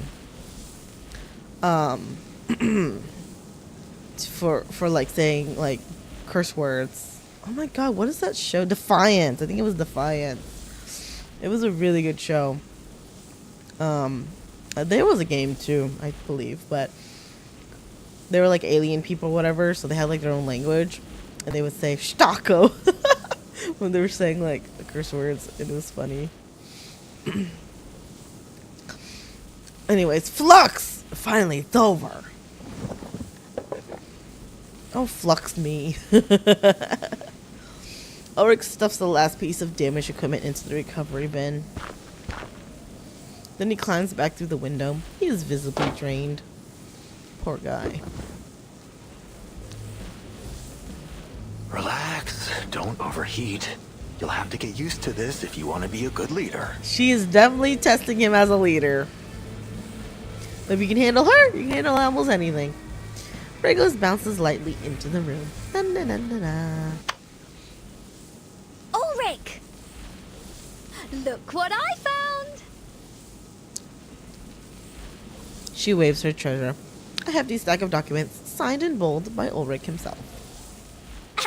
Where's my round of applause? If you're even half a leader, you'll fight your hardest to get a decent salary for such an outstanding employee as myself. As he just had to battle a bunch of monsters because of her. She shoots him a triumphant wink. Sure. Yeah, poor Ulrich. He's so tired. Just one more thing. Scientist to scientist. Regulus gestures towards the still sparking machines behind Ulrich. You made some pretty cool electronic music in that battle. Didn't know you had it in you. Wait, she saw him battling? Poor guy. He's so tired. Right? He would be grinding his teeth if he had any. Ulrich lets out a deep sigh, deciding to avoid any further arguments with his team member. Here are all the files related to the satellite. Look them over, Regulus. Do we have to go through all this right now? Why? Is there some even more juicy stuff in them? For you, it might be. The satellite carries a variety of arcane items. Space seeds, dragon tree resin compasses, obsidian crystals, WFPCs, astronomical spectrometers. Why does it have all that on the satellite? Even its power source is an arcane record player. Oh! We've made a list of everything that was on it so we can test them against the artificial storm. The satellite is an archive of the wisdom of the entire human race. Huh. It somehow survived multiple storms. Oh, shit. What are you gonna do with it? Sadly, a lack of maintenance caused it to plummet to the Earth. It crashed in your time, 1966. Regulus' sunglasses slid off her face, but she doesn't even notice. Oh shit. She grabs a stack of documents and flips to the last page.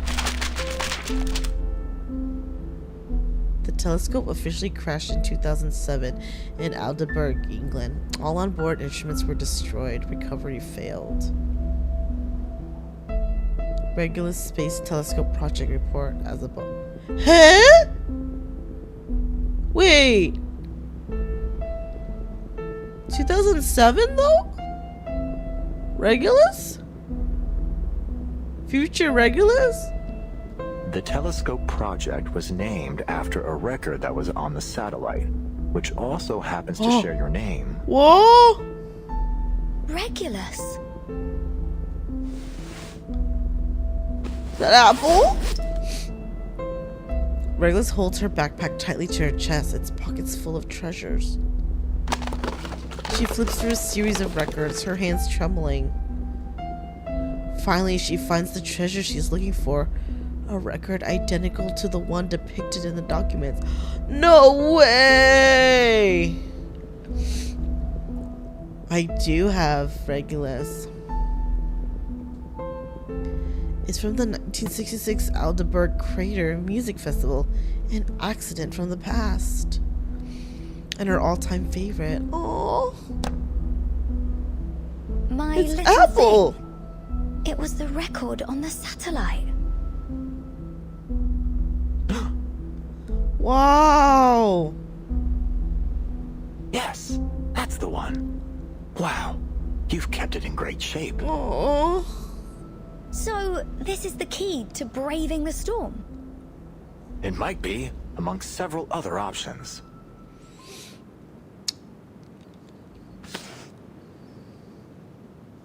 I get it.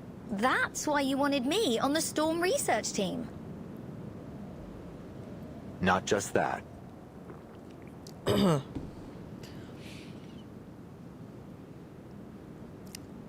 Is that the thing she was holding in the prologue?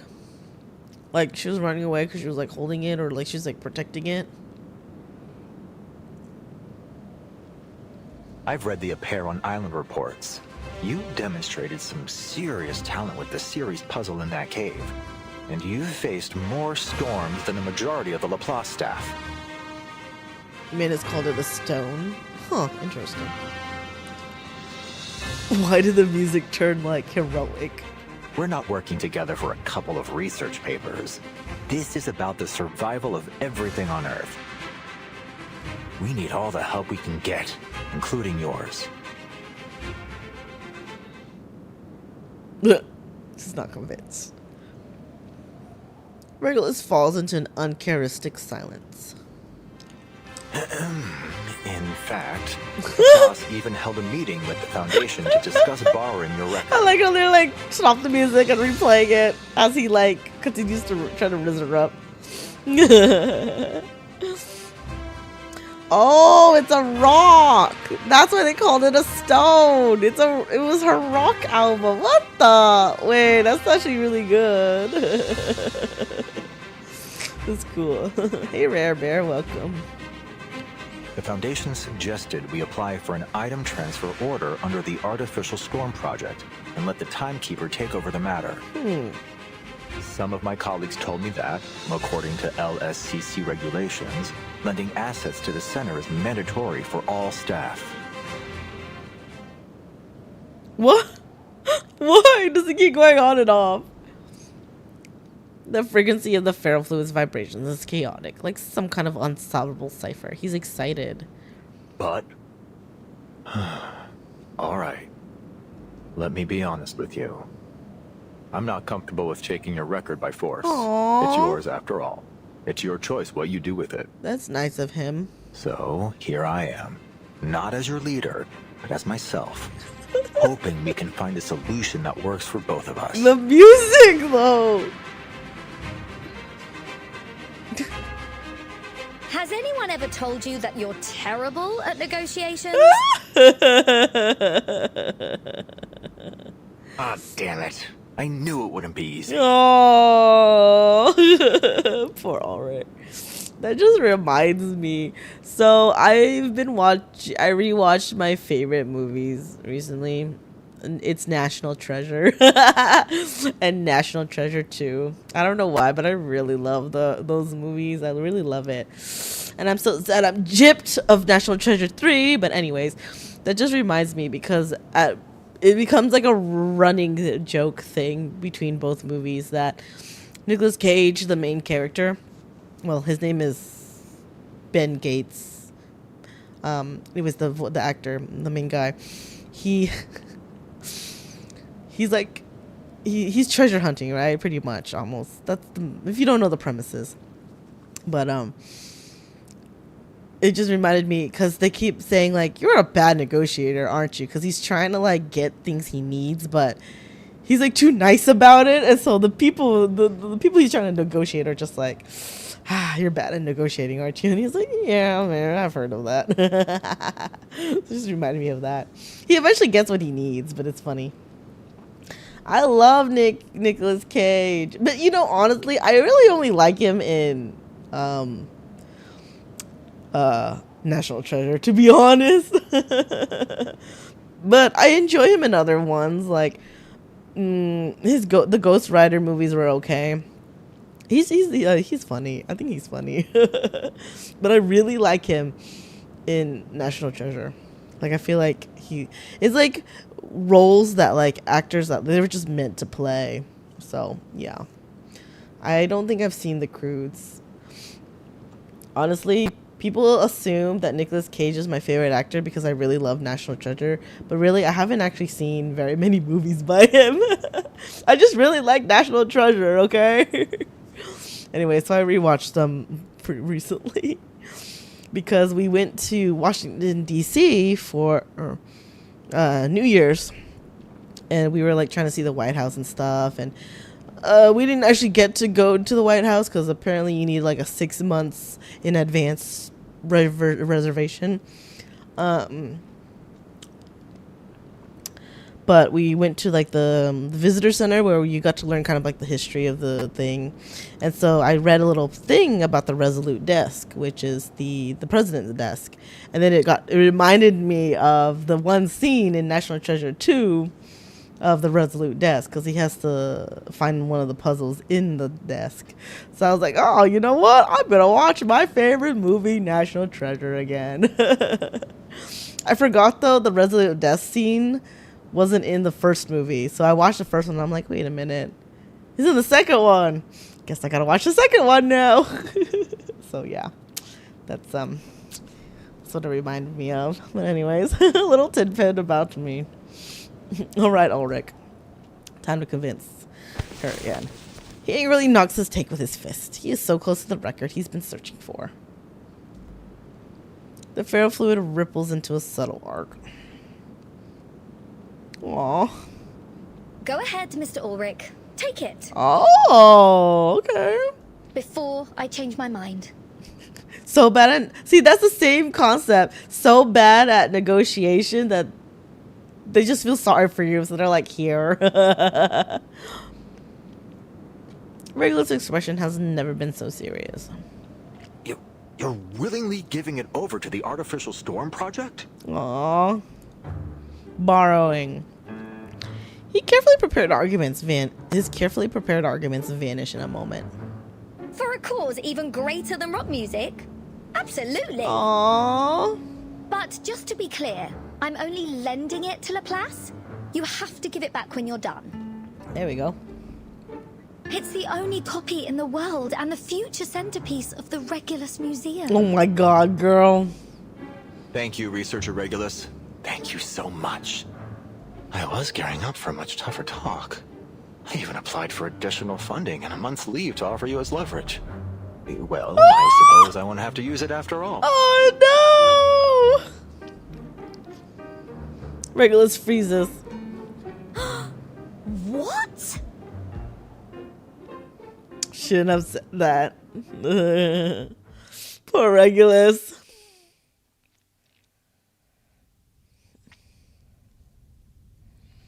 A whole suitcase. The suitcase is in its usual harmony. Its occupants go about their business, each busying themselves in their own little worlds. Time shopkeeper! Sonetto, what's the rush? I just wanted to remind you that our vacation in Australia is over. It's been a while since we've seen Sonetto too. If you need any help packing, please let me know. Let me help you pack, Burton. She wipes the sweat from her forehead. Then she remembers something. Oh, and I have something for you. Aww. She hands her a colorful piece of paper. Huh? Oh! Regulus asked me to pass these out. She won them at a sail-away party. Cute. She said they're highly valuable, the finest choice for any collection, if I recall correctly. Looks like an ordinary flyer to me. But it's I've already signed. inspected them. They're just advertisements with a handwritten signature in the corner. Advertisements? Completely over-the-top promises. Did y'all hear her say that? Advertisements? Advertisements? Who pronounces it like that? Is she Canadian? I don't know, but I just feel like Canadians pronounce things a little differently. Oh, Italian? Oh my god. I mean, I know English is hard, but that's so funny. Regulus told me it's a trick that advertisers use. They use fancy words to catch people's eyes and make it seem more grand. Phrases like, an opulent odyssey upon the boundless sea, tour the illustrious Pacific coast, a veritable feast of harmonic reverie, rare and fortuitous seasonal discount, and facilities unimaginable in their splendor. I mean, those are some nice color-coded words. What's this on the back? Nor happiness, nor harmony, nor fame. Nor pride, nor strength, nor skill in arms or arts. Eh? What? Those familiar words hit like a tidal wave. What? Oh no! Wait, what?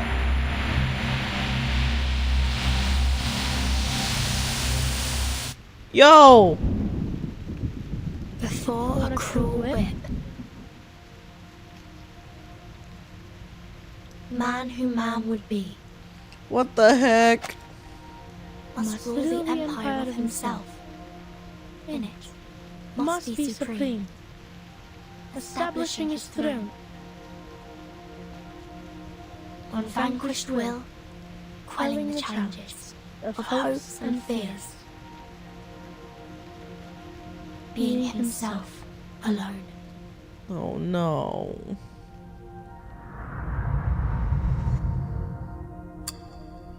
Oh no, Burton. Oh. She recoils in shock. The flyer falls to the ground. Is everything alright, Oh timekeeper? my god. This is a poem she once knew intimately.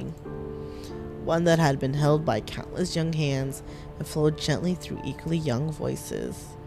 In the tree hollow, in the square, in the outdoors. Wow. Sonetto, change of plan.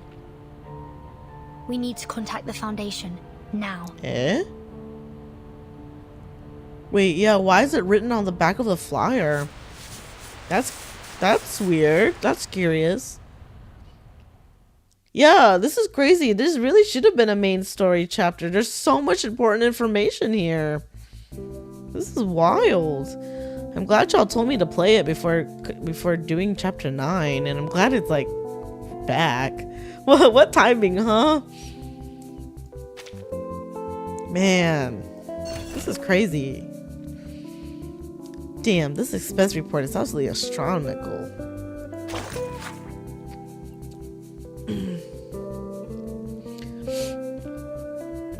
Procurement list. Project Regulus. Oh shit.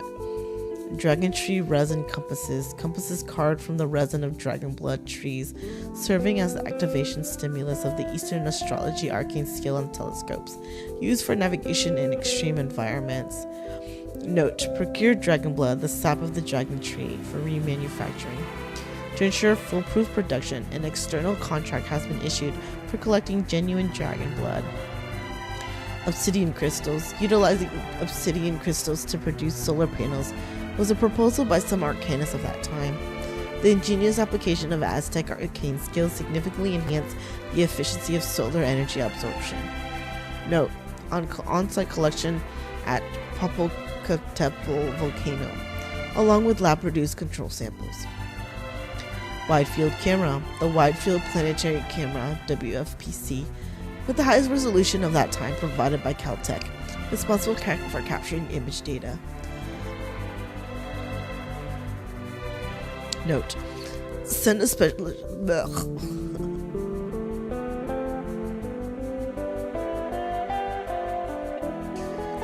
Ugh, sorry guys.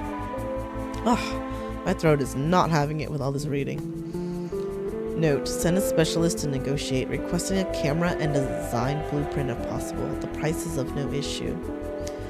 Astronomical spectrometer.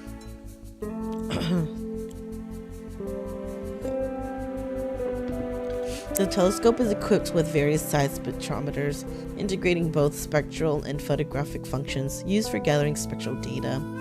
Note, a labor-intensive task, retrieve all existing spectrometer designs from Laplace and commission expedited production from major corporations. High-speed photometer, an instrument used to measure the brightness and polarization variations of celestial bodies. It was decommissioned before the first storm due to malfunctions. Note, even if decommissioned, it can't be overlooked. The museum might have replacement parts. Oh, were most of these actual instruments of the Hubble Space Telescope? That's really cool.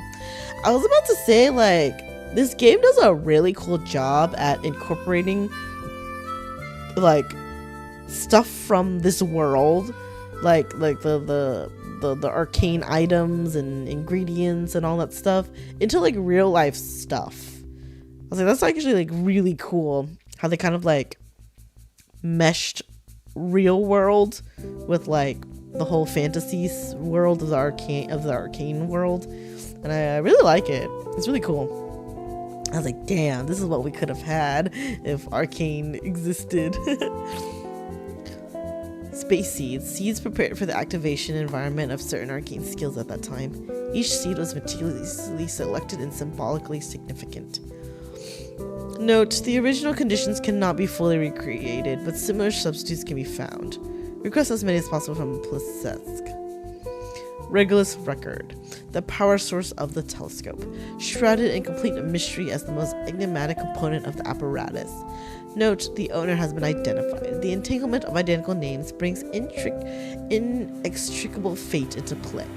Though unscientific, this must also be considered. That's crazy.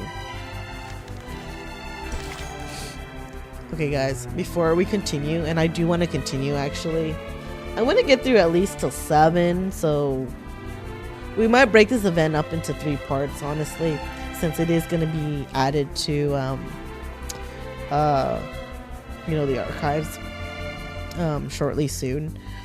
So I don't actually have to rush this whole event in 2 parts. I need a refill on my tea. So let's take I'm gonna take a quick break for a few minutes, and then we'll come back and do some more. Okay, BRBE.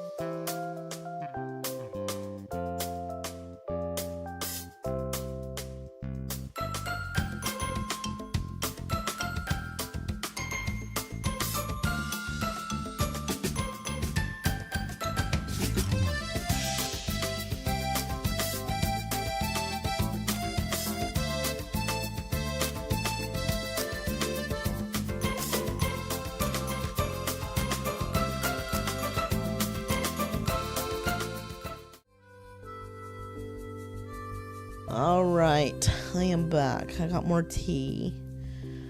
Whew. All right.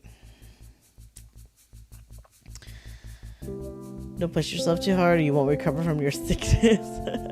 Thanks. I don't know. I feel like whatever I do, like, I feel like... Well, yes, I would agree with you. Normally. I just feel like whatever I do, I try to take it easy. Still sick as hell. So I was like, I might as well just do whatever I want, you know? Or like... or else I'll never get anything done or do anything.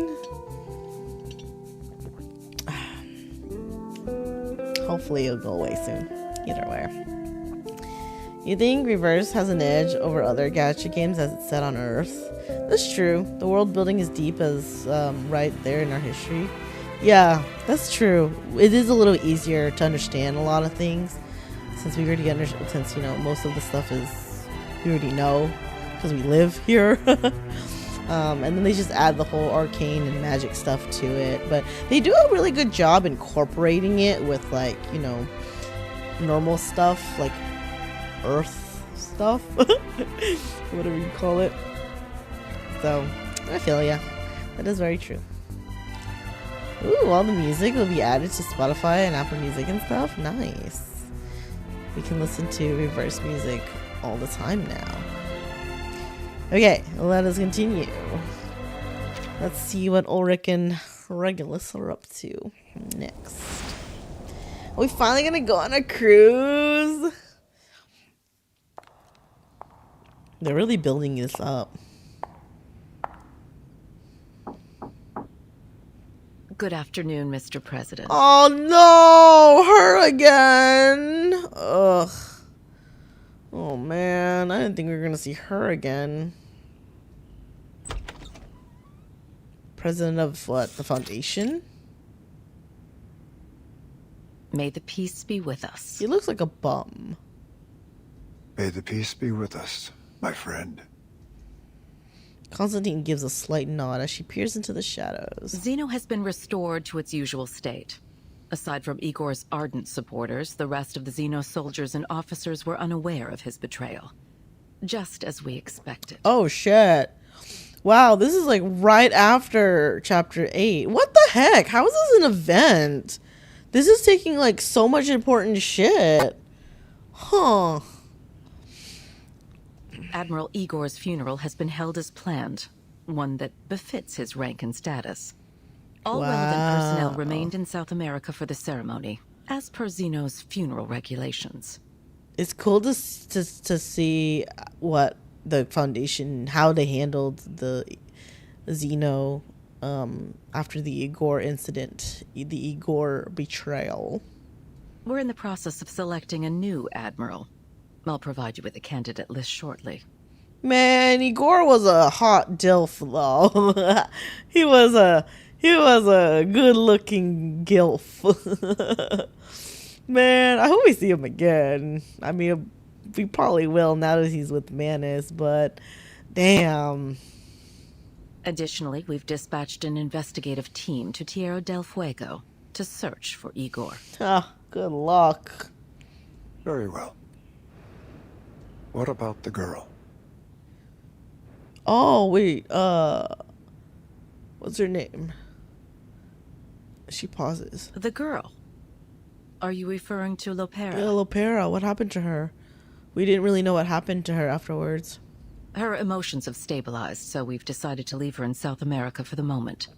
Oh. Of course, she'll be put through the necessary investigations as circumstances dictate. Is she gonna be part of Team Timekeeper?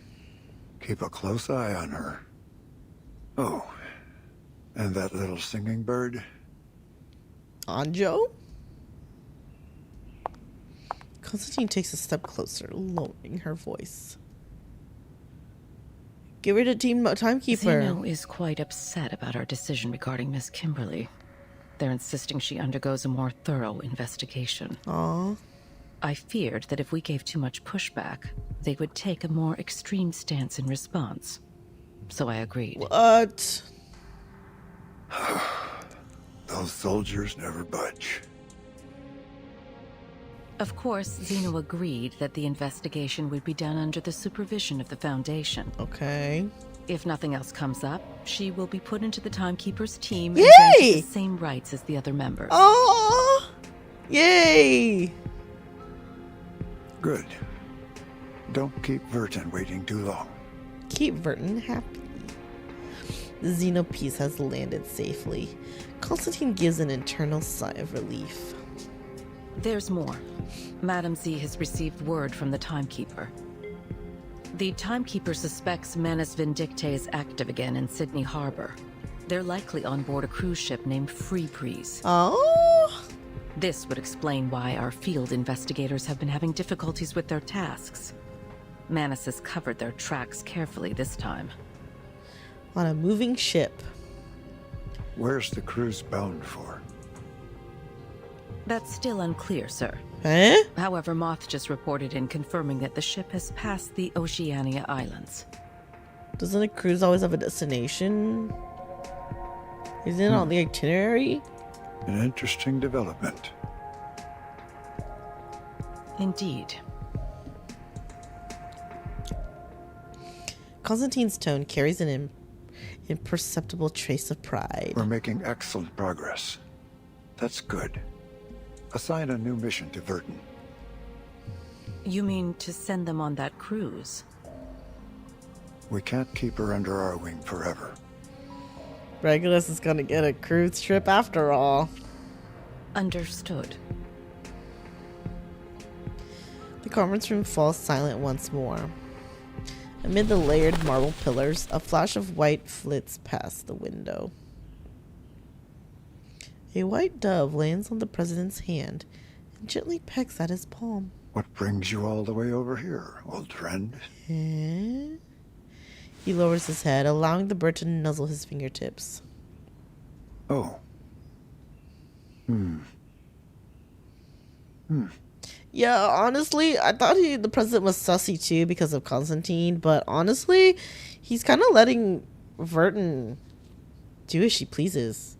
And like, his remark was like how he said, we can't keep her under our wing forever. Like, okay. You're looking, you're turning around. My view of you is turning around.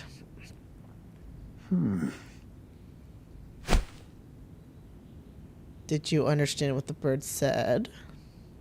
The white dove takes wing, flitting away once more. So, Laplace has requested the Foundation's assistance with the artificial storm project? Yes.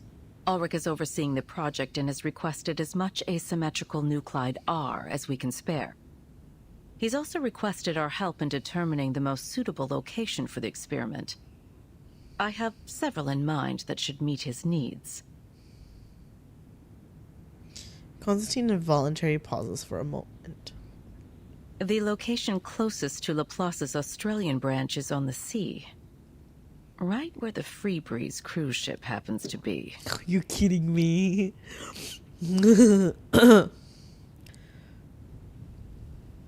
I see where you're going. However, I do have concerns about how this might disrupt our current plans against Manus Vindictae. Regardless, Laplace will have our full support for the artificial storm project. Oh. Unexpected determination. But Moth's status still remains unclear. If we proceed too hastily, Moth, we might jeopardize the situation. Her fleeting hesitation catches the president's attention. I thought you'd have foreseen something like this. A few pieces must be sacrificed if you're to win the game. Oh. You know that better than anyone. Oh, shit. Don't you? Oh, no. Is this also the Pax House's decision? You have my word on it. I see. I'll inform the Timekeeper and Ulrich of their missions. Thank you. I look forward to their meeting.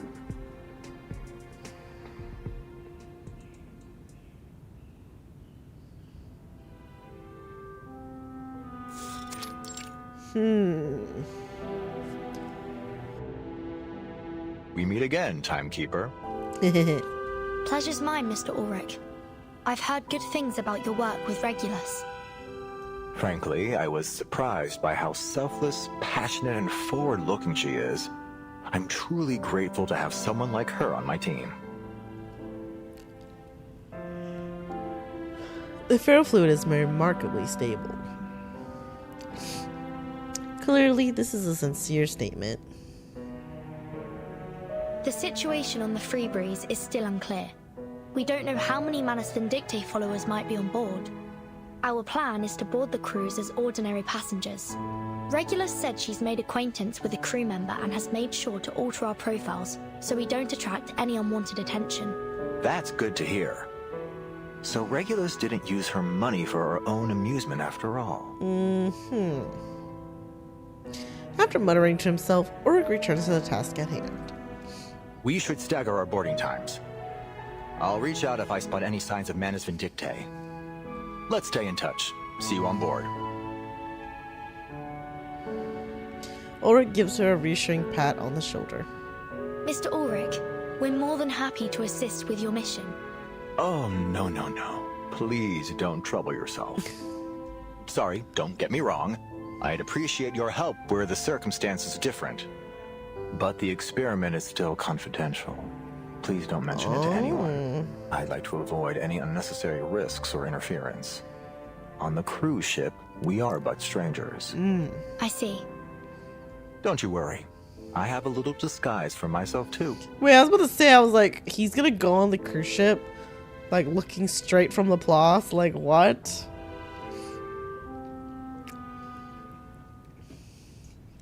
Free Breeze, Febreze ship.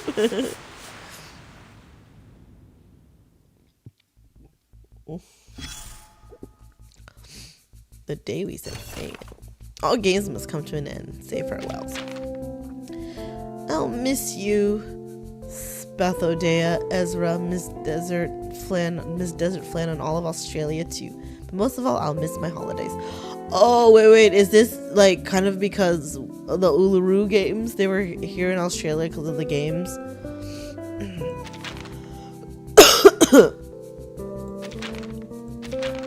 I'm just gonna skip through this because I haven't met these people. And it's a lot of reading.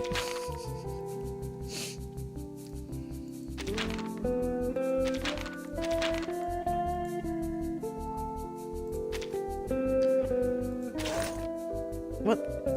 Did I not finish it? Oh.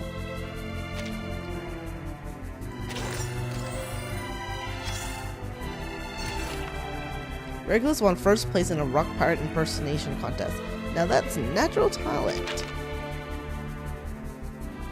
Oh shit, okay. Oh, excuse me. Ms. Barcarola, I'm sorry but I'm afraid I can't allow this lady to board the ship. Why not?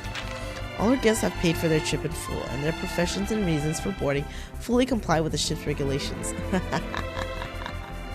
Oh fuck, she's the new captain? No, I knew it. No.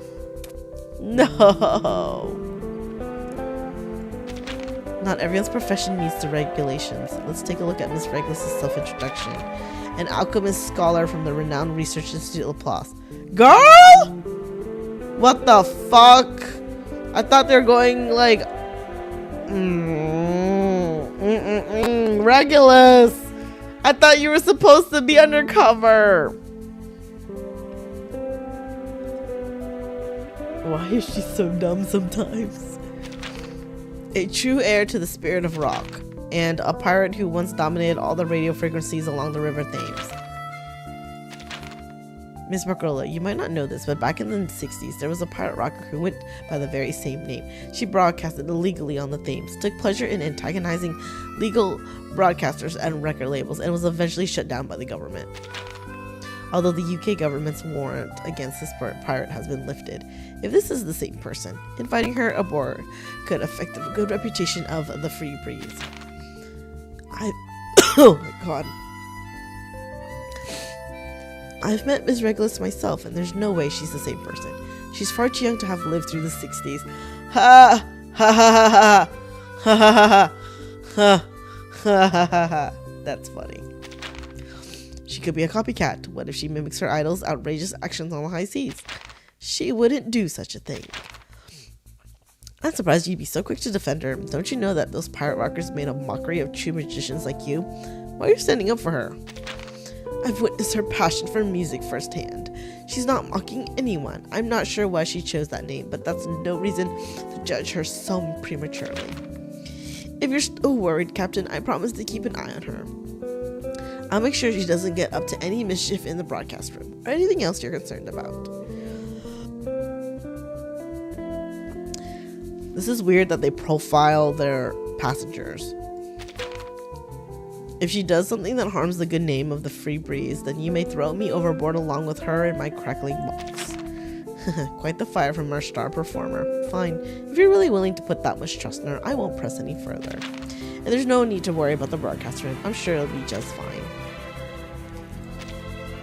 I don't like how she's the new captain. I mean, I figured, but damn it.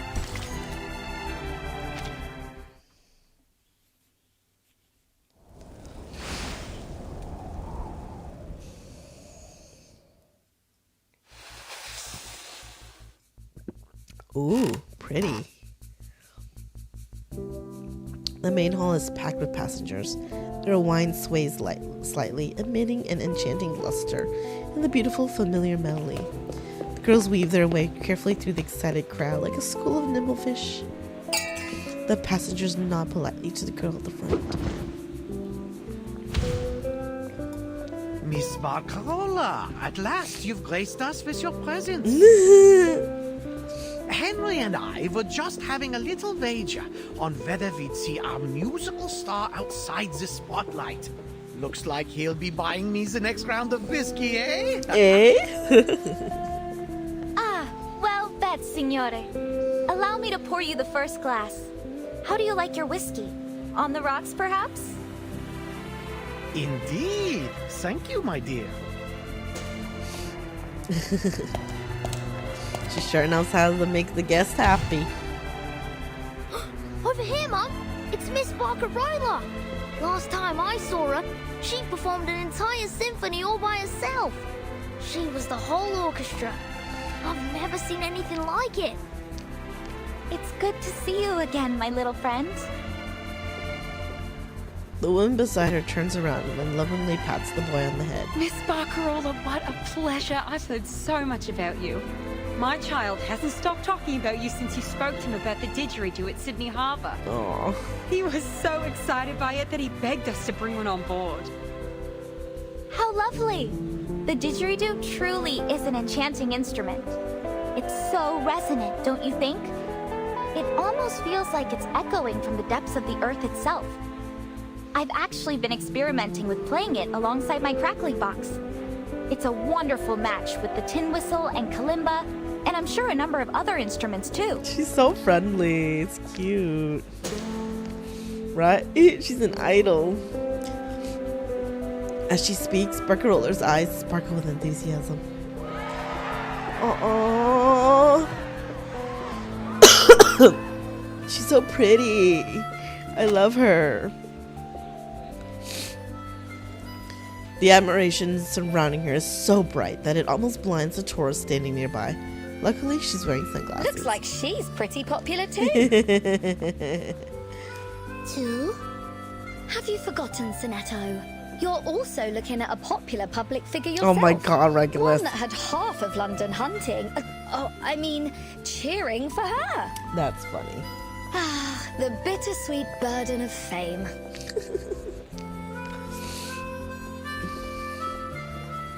Their attention is quickly turned to a quiet corner of the ship.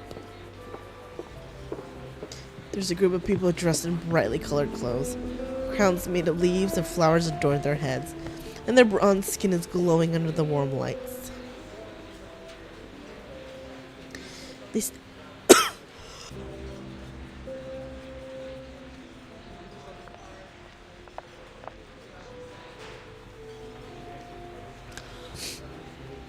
They stand in a circle, occasionally glancing around, the shells on their chests clinking together melodiously. That group over there seems unusually uptight. That's really weird. So, like, the ship she was talking about to take them from the island was this ship? Wow. Having absorbed all the adoration of the people around her, Barcarola makes her way over. She certainly wouldn't overlook the curiosity of any of her guests. Oh, those are the captain's special guests. They're from one of the Oceania archipelagos. Nukuteao, I believe. They're probably just a bit nervous. I imagine they don't often find themselves among so many foreigners. Yeah, they just got upended from their home. After handling the small matter at hand, Barcarola is hurriedly called away by the distant voices of other guests. Nukuteao. I read about it in a history of arcane ethnicity back in the SPDM. It's a remote place, and its people hold a special kind of shell at the center of their beliefs. They've rarely made contact with the Another outside math world. island people. At least no It's math. often been described as a peaceful paradise. I also read that the Nukutai almost never leave their homeland. Why are they here? Their hushed conversation clearly meets the ears of the nearby Nukutai. A young boy strides forward, his chest puffed up into indignation. The Nukutai will never abandon our homeland. Okay. Just wait. We'll find our way back when the new era comes. Dude. The new era. Though in a foreign accent, these words sound all too familiar. Toa, that's enough. Tutu told us not to talk with outsiders. Yeah, this dude is dumb. An equally young girl stands protectively in front of the boy. But someone had to tell them the truth. I apologize. I didn't mean to accuse you of anything. I was just curious. Oh, so netto. Well, next time, keep your mouth shut. What could you possibly know about the Nukutai? Dude, she was just talking. The boy looks about ready to explode. Noticing the outburst, Barcarola breaks away from the other guests and hurries over. Please, everyone, no fighting. I'm Barcarola, the musical director. Is there anything I can help you with? I'll do all I can to ensure everyone has a pleasant experience. That R roll, though. Barcarola. Before she can reach them, a crisp collision of shells stops Barcarola in her tracks. What's going on? What do you want? Her voice holds no restraint in its hostility. Tutu. It's alone. Toa, stay back. These outsiders can be dangerous. Why are y'all even in the middle of everyone? Don't you guys have rooms? Like, you know, you don't have to be in with the crowd. Dangerous? Have you never heard of me before? Poor girl. But Tutu looks Barcarola over, eyeing the peculiar wooden contraption by her side. Suppressing her curiosity about this unique object, she steadies her gaze once more. Whoever you are, I ask that you leave us in peace. You...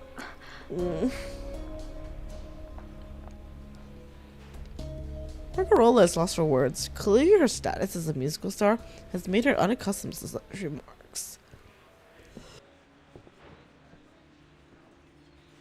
Ignoring the now flushed girl before her, Fujitsu and the other Nukutai retreat back to their corner. Wow. So famous that she's so shocked when she comes across someone that doesn't know her.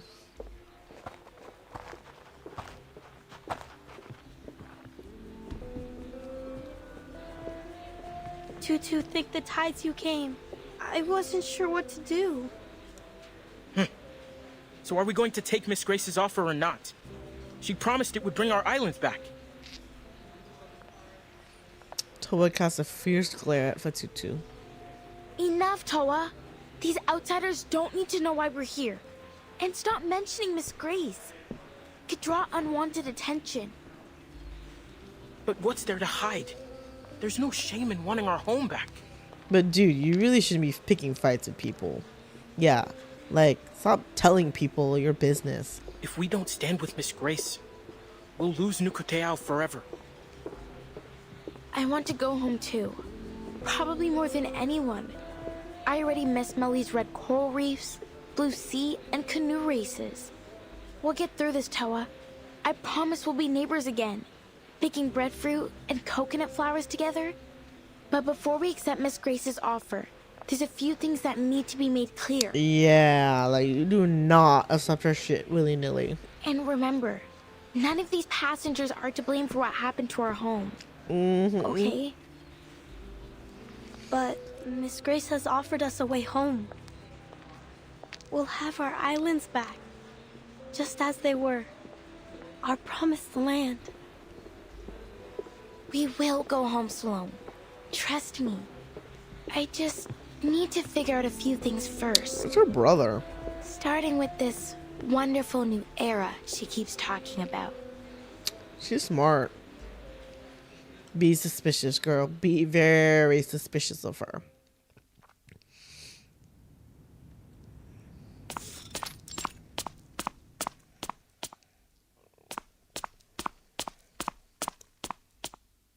You seem a little on edge, Chief Kamuda. Kamuda's pacing back and forth in the cabin. Okay. Miss Grace, how much longer do we have to wait for this new era to come? Many of our people have never left Nukuteao before. We're struggling to adjust. Some have even fallen sick. Oh no. We can't stay adrift on the sea like this much And they're longer. not used to all the foreign sicknesses. Our spirits are low.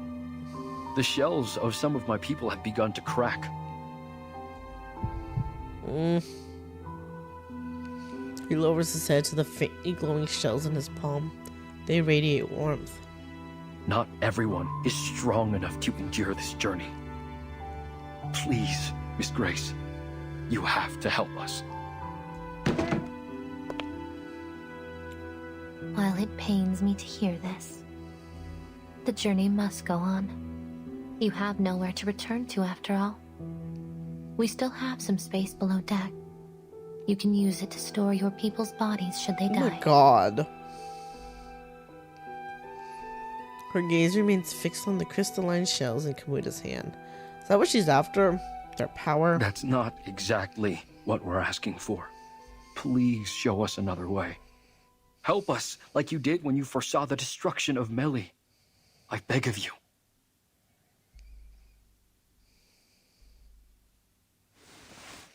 Grace tilts her head, a glimmer of intrigue on her face, as she observes the pained expression on Kamuda's face. I've already shown you a way, haven't I?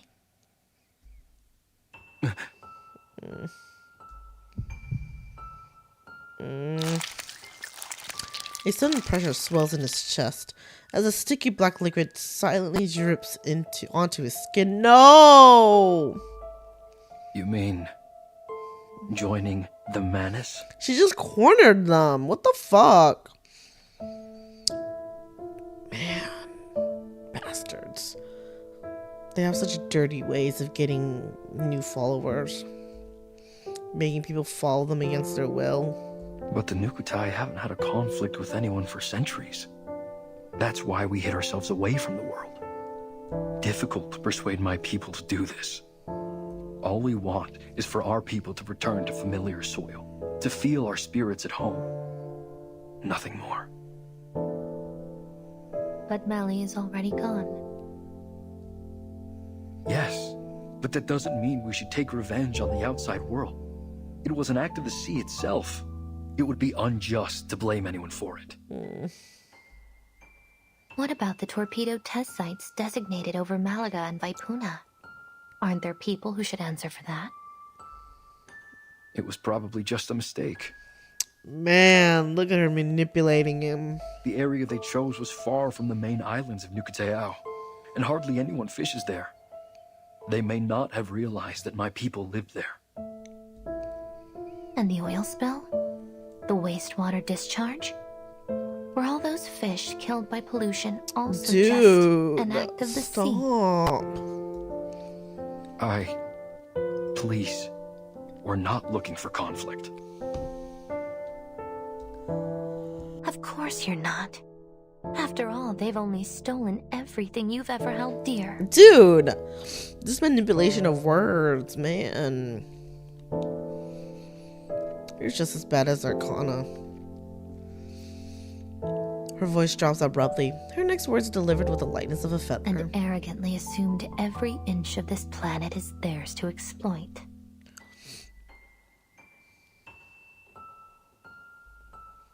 War is inevitable, whether you want it or not, Nukutai. Ugh, gross. Don't do it. She gently pushes the mask forward. Its dark presence is unavoidable.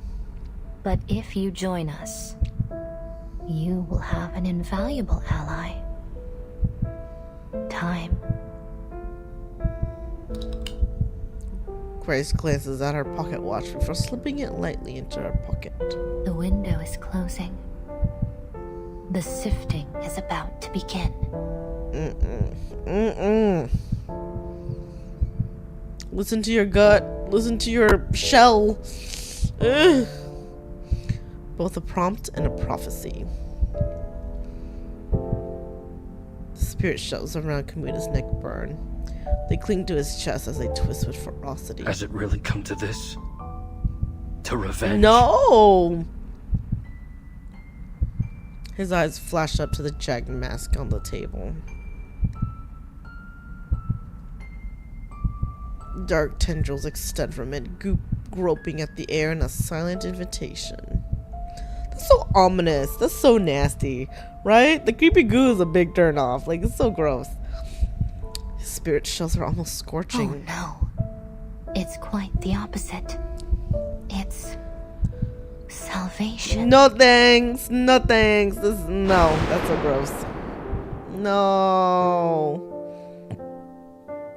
Oh shit, what happened to his shell? Don't do it.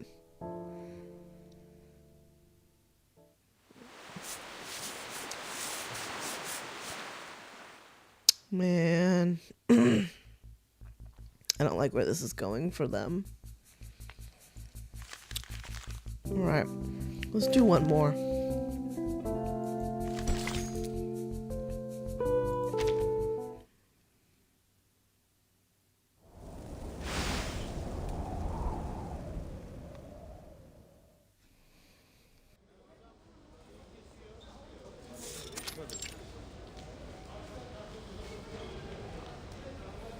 The main hall is packed with people, yet there is no music to be heard. A peculiar scene indeed. Fortunately, the guests don't seem to mind. There's no stage in the world that offers a performance like this one. Signora Regulus, as I'm sure you understand, there's a great deal of effort involved in creating a concerto. From the initial spark of inspiration, to the careful arrangement of the music, to the skill required to play it. The fact that any concerto has ever been performed at all is nothing short of a miracle. Barcarola's tone is solemn, like a steadily intensifying march. As musical director, it is my duty to select the perfect repertoire to bring delight to every listener. Then, the esteemed passengers of the Free Breeze can enjoy their dessert and wine with the finest musical accompaniment. Oh, you can't be serious. Where's the fun in just sitting there and listening? Oh no, they're gonna argue. I promise you, this lot have had more than enough lazy jazz and swooning piano to last a lifetime. We need to shake things up. Make this voyage the greatest of the century. How about some 60s rock? Oh no. And wouldn't you know it, this visionary former captain has a record player right here with her. Oh god. She holds a stack of records high in the air.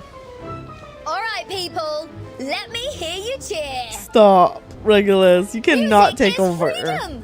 It should stir the soul. Who am I kidding? She's a pirate. Anywhere. Stop, Regulus. I'm the music Bautista here, not you! Barcarolla's cheeks flushed red. The audience claps, amused by the antics on stage. A small flower-adorned girl sits discreetly among them. These outsiders seem so full of life.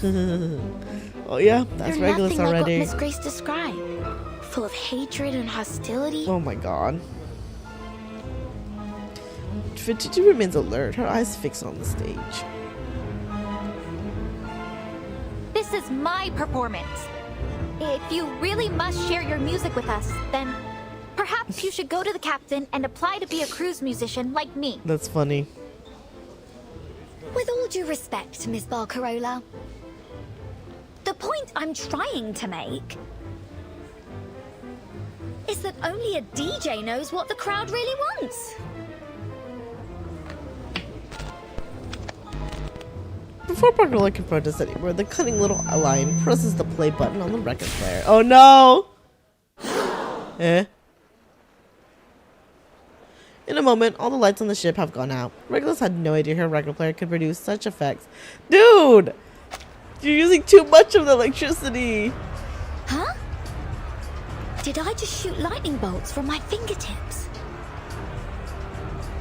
Of course not.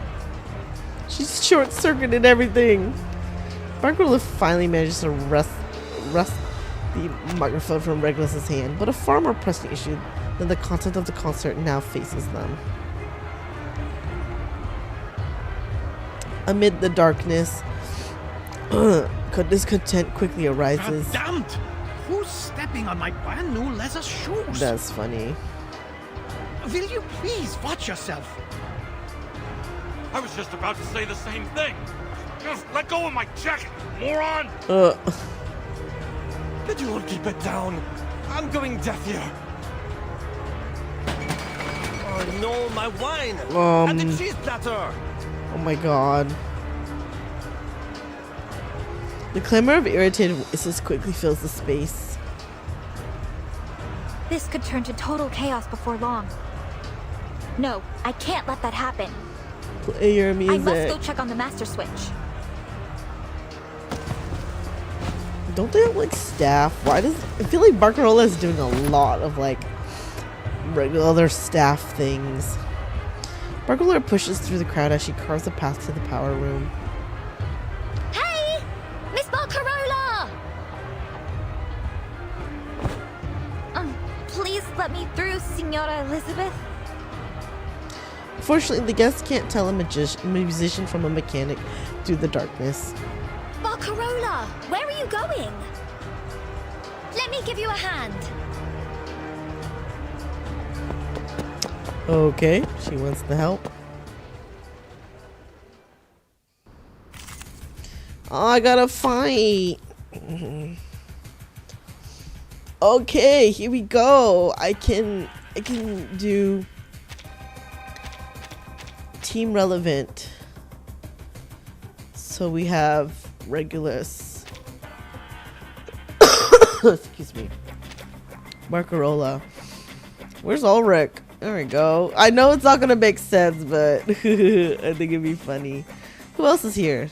Sonetto? Sonetto's here, right?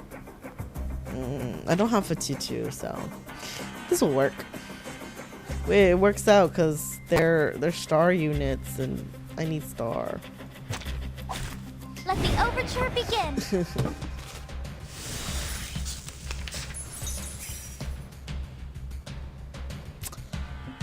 Right.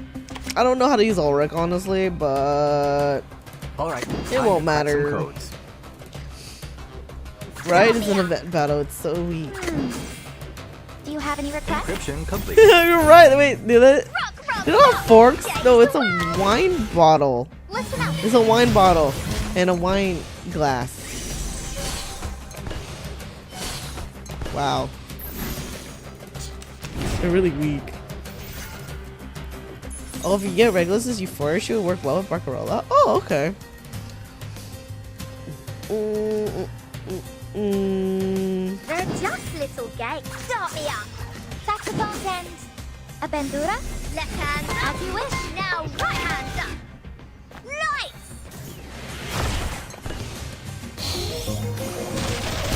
Yay. The girls got it.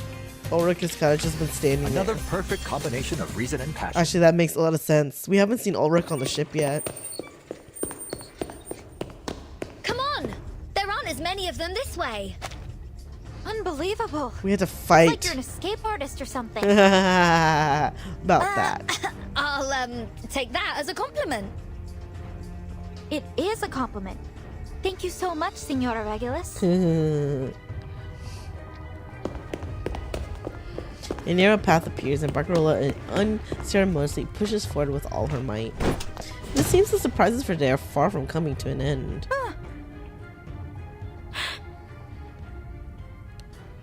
A faint light flickers across Barcarola's vision, then quickly falls to the ground.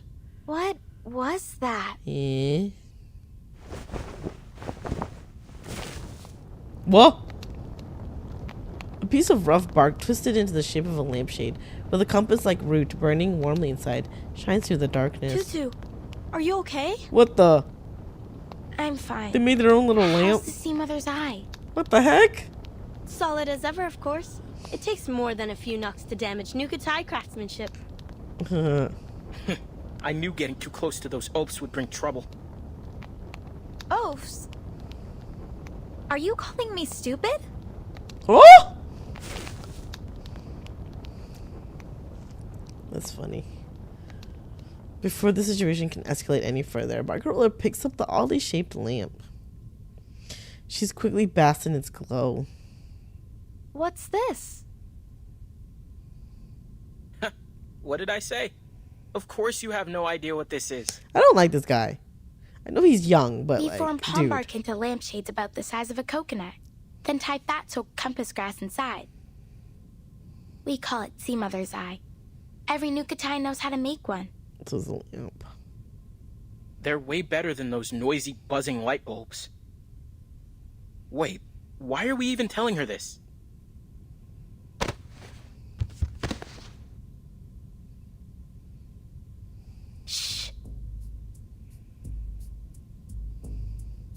Before he can say another word, Fatutu hastily pulls Toa aside. We need to lower their guard. Huh? Toa eyes Fatutu suspiciously. So that we can earn their trust. Okay. If we don't understand our enemies, how can we help Miss Grace with her mission and rebuild our home? Oh. Besides, we can't just leave them to shout and run around. It'll disturb our people's rest.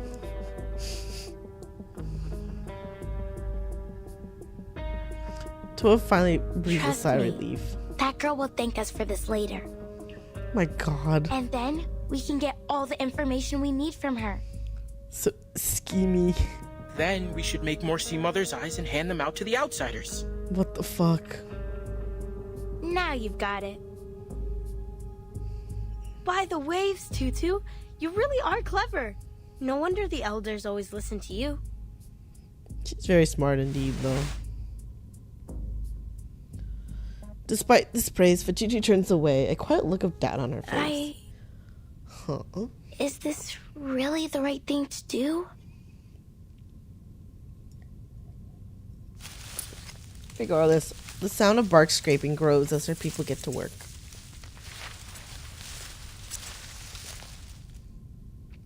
One by one, the Sea Mother's eyes light up. That's cool. This looks really cool, actually. Oh, shit. They are passed through rough and soft hands alike, illuminating bronze skin, flax-colored irises, and chestnut hair. What peculiar little things. Reminds me of my days on the fishing boat. I always loved spotting the lighthouse on our way back. These look just like it. As the warm lights make their way through the crowd, the clamor subsides. No more panic shouts, no more arguments, only unique harmony. Oh, this is really pretty. The craftsmanship is remarkable. You'd be hard-pressed to find something of this standard in a factory these days. Oh no. They remind me of the things my grandma and I used to make when I was little. She could even carve a whistle out of a parsnip. They're sharing food and stories, just like we do on bonfire nights. Yes, these people are not scary like that lady lied to you about. Fatitu glances at her fellow Nikutai. Relived memories and the longing are etched into their faces. I'm getting more and more confused by Miss Grace's words. You should be. She's lying to you. The guests lean on one another, chatting happily under the warm glow of the lamps. Miss Barcarola? The timid voice of a child reaches Barcarola's ears. I want to go home. Kid, you're on the ocean. The scene before her is a mess. This is certainly no time for a symphony performance.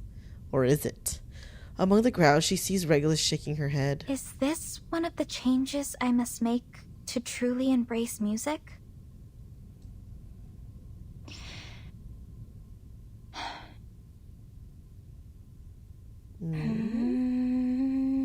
Oh.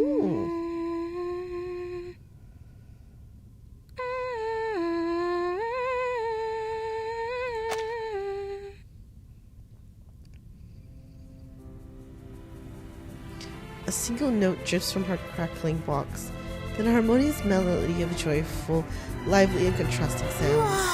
Aww. Their joy illuminated by the lamps, the guests start to clap along.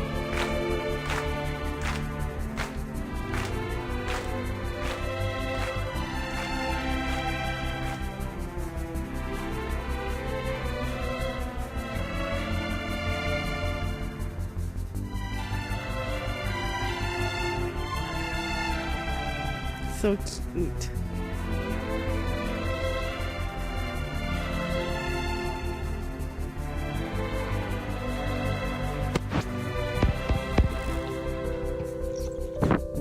Attention passengers.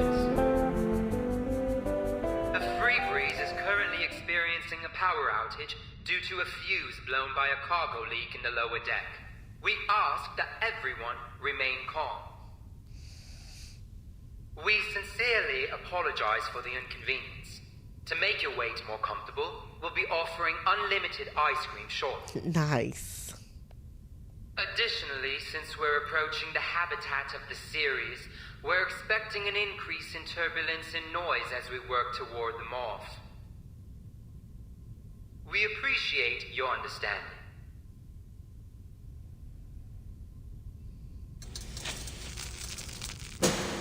Oh, my eyes. The heart brightens again, and the guests bid one another farewell, the lamps still tightly held in their hands. Barcarola exhales deeply as Regulus approaches her, a smug look on her face. See? What did I tell you?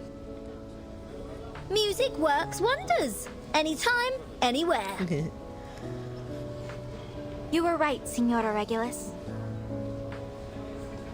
You owe me one now. So, how about a little reciprocity? This is cute, Regulus and Barcarola. She rubs her fingers together mischievously. Say, letting me have a rock session on the ship? Yeah, she's not giving up. Do you promise you won't cause any trouble? Cross my heart. All right, you can do it. But... Woohoo!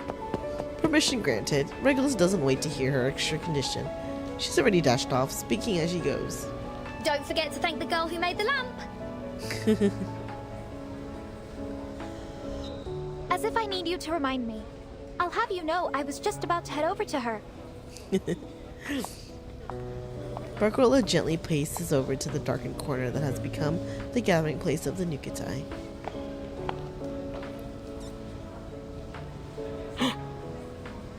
Tutu was right. The stupid girl's back. Yo, what the fuck? Shh. Don't call her that. That's so mean. I don't appreciate being called an oaf or stupid. But I would like to thank you for your help back there. What?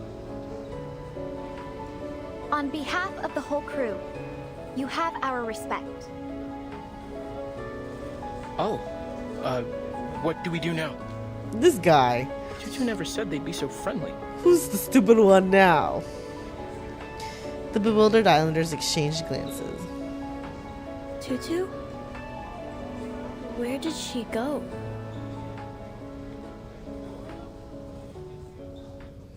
Poor islanders. They don't know how to, like, deal. Crazy.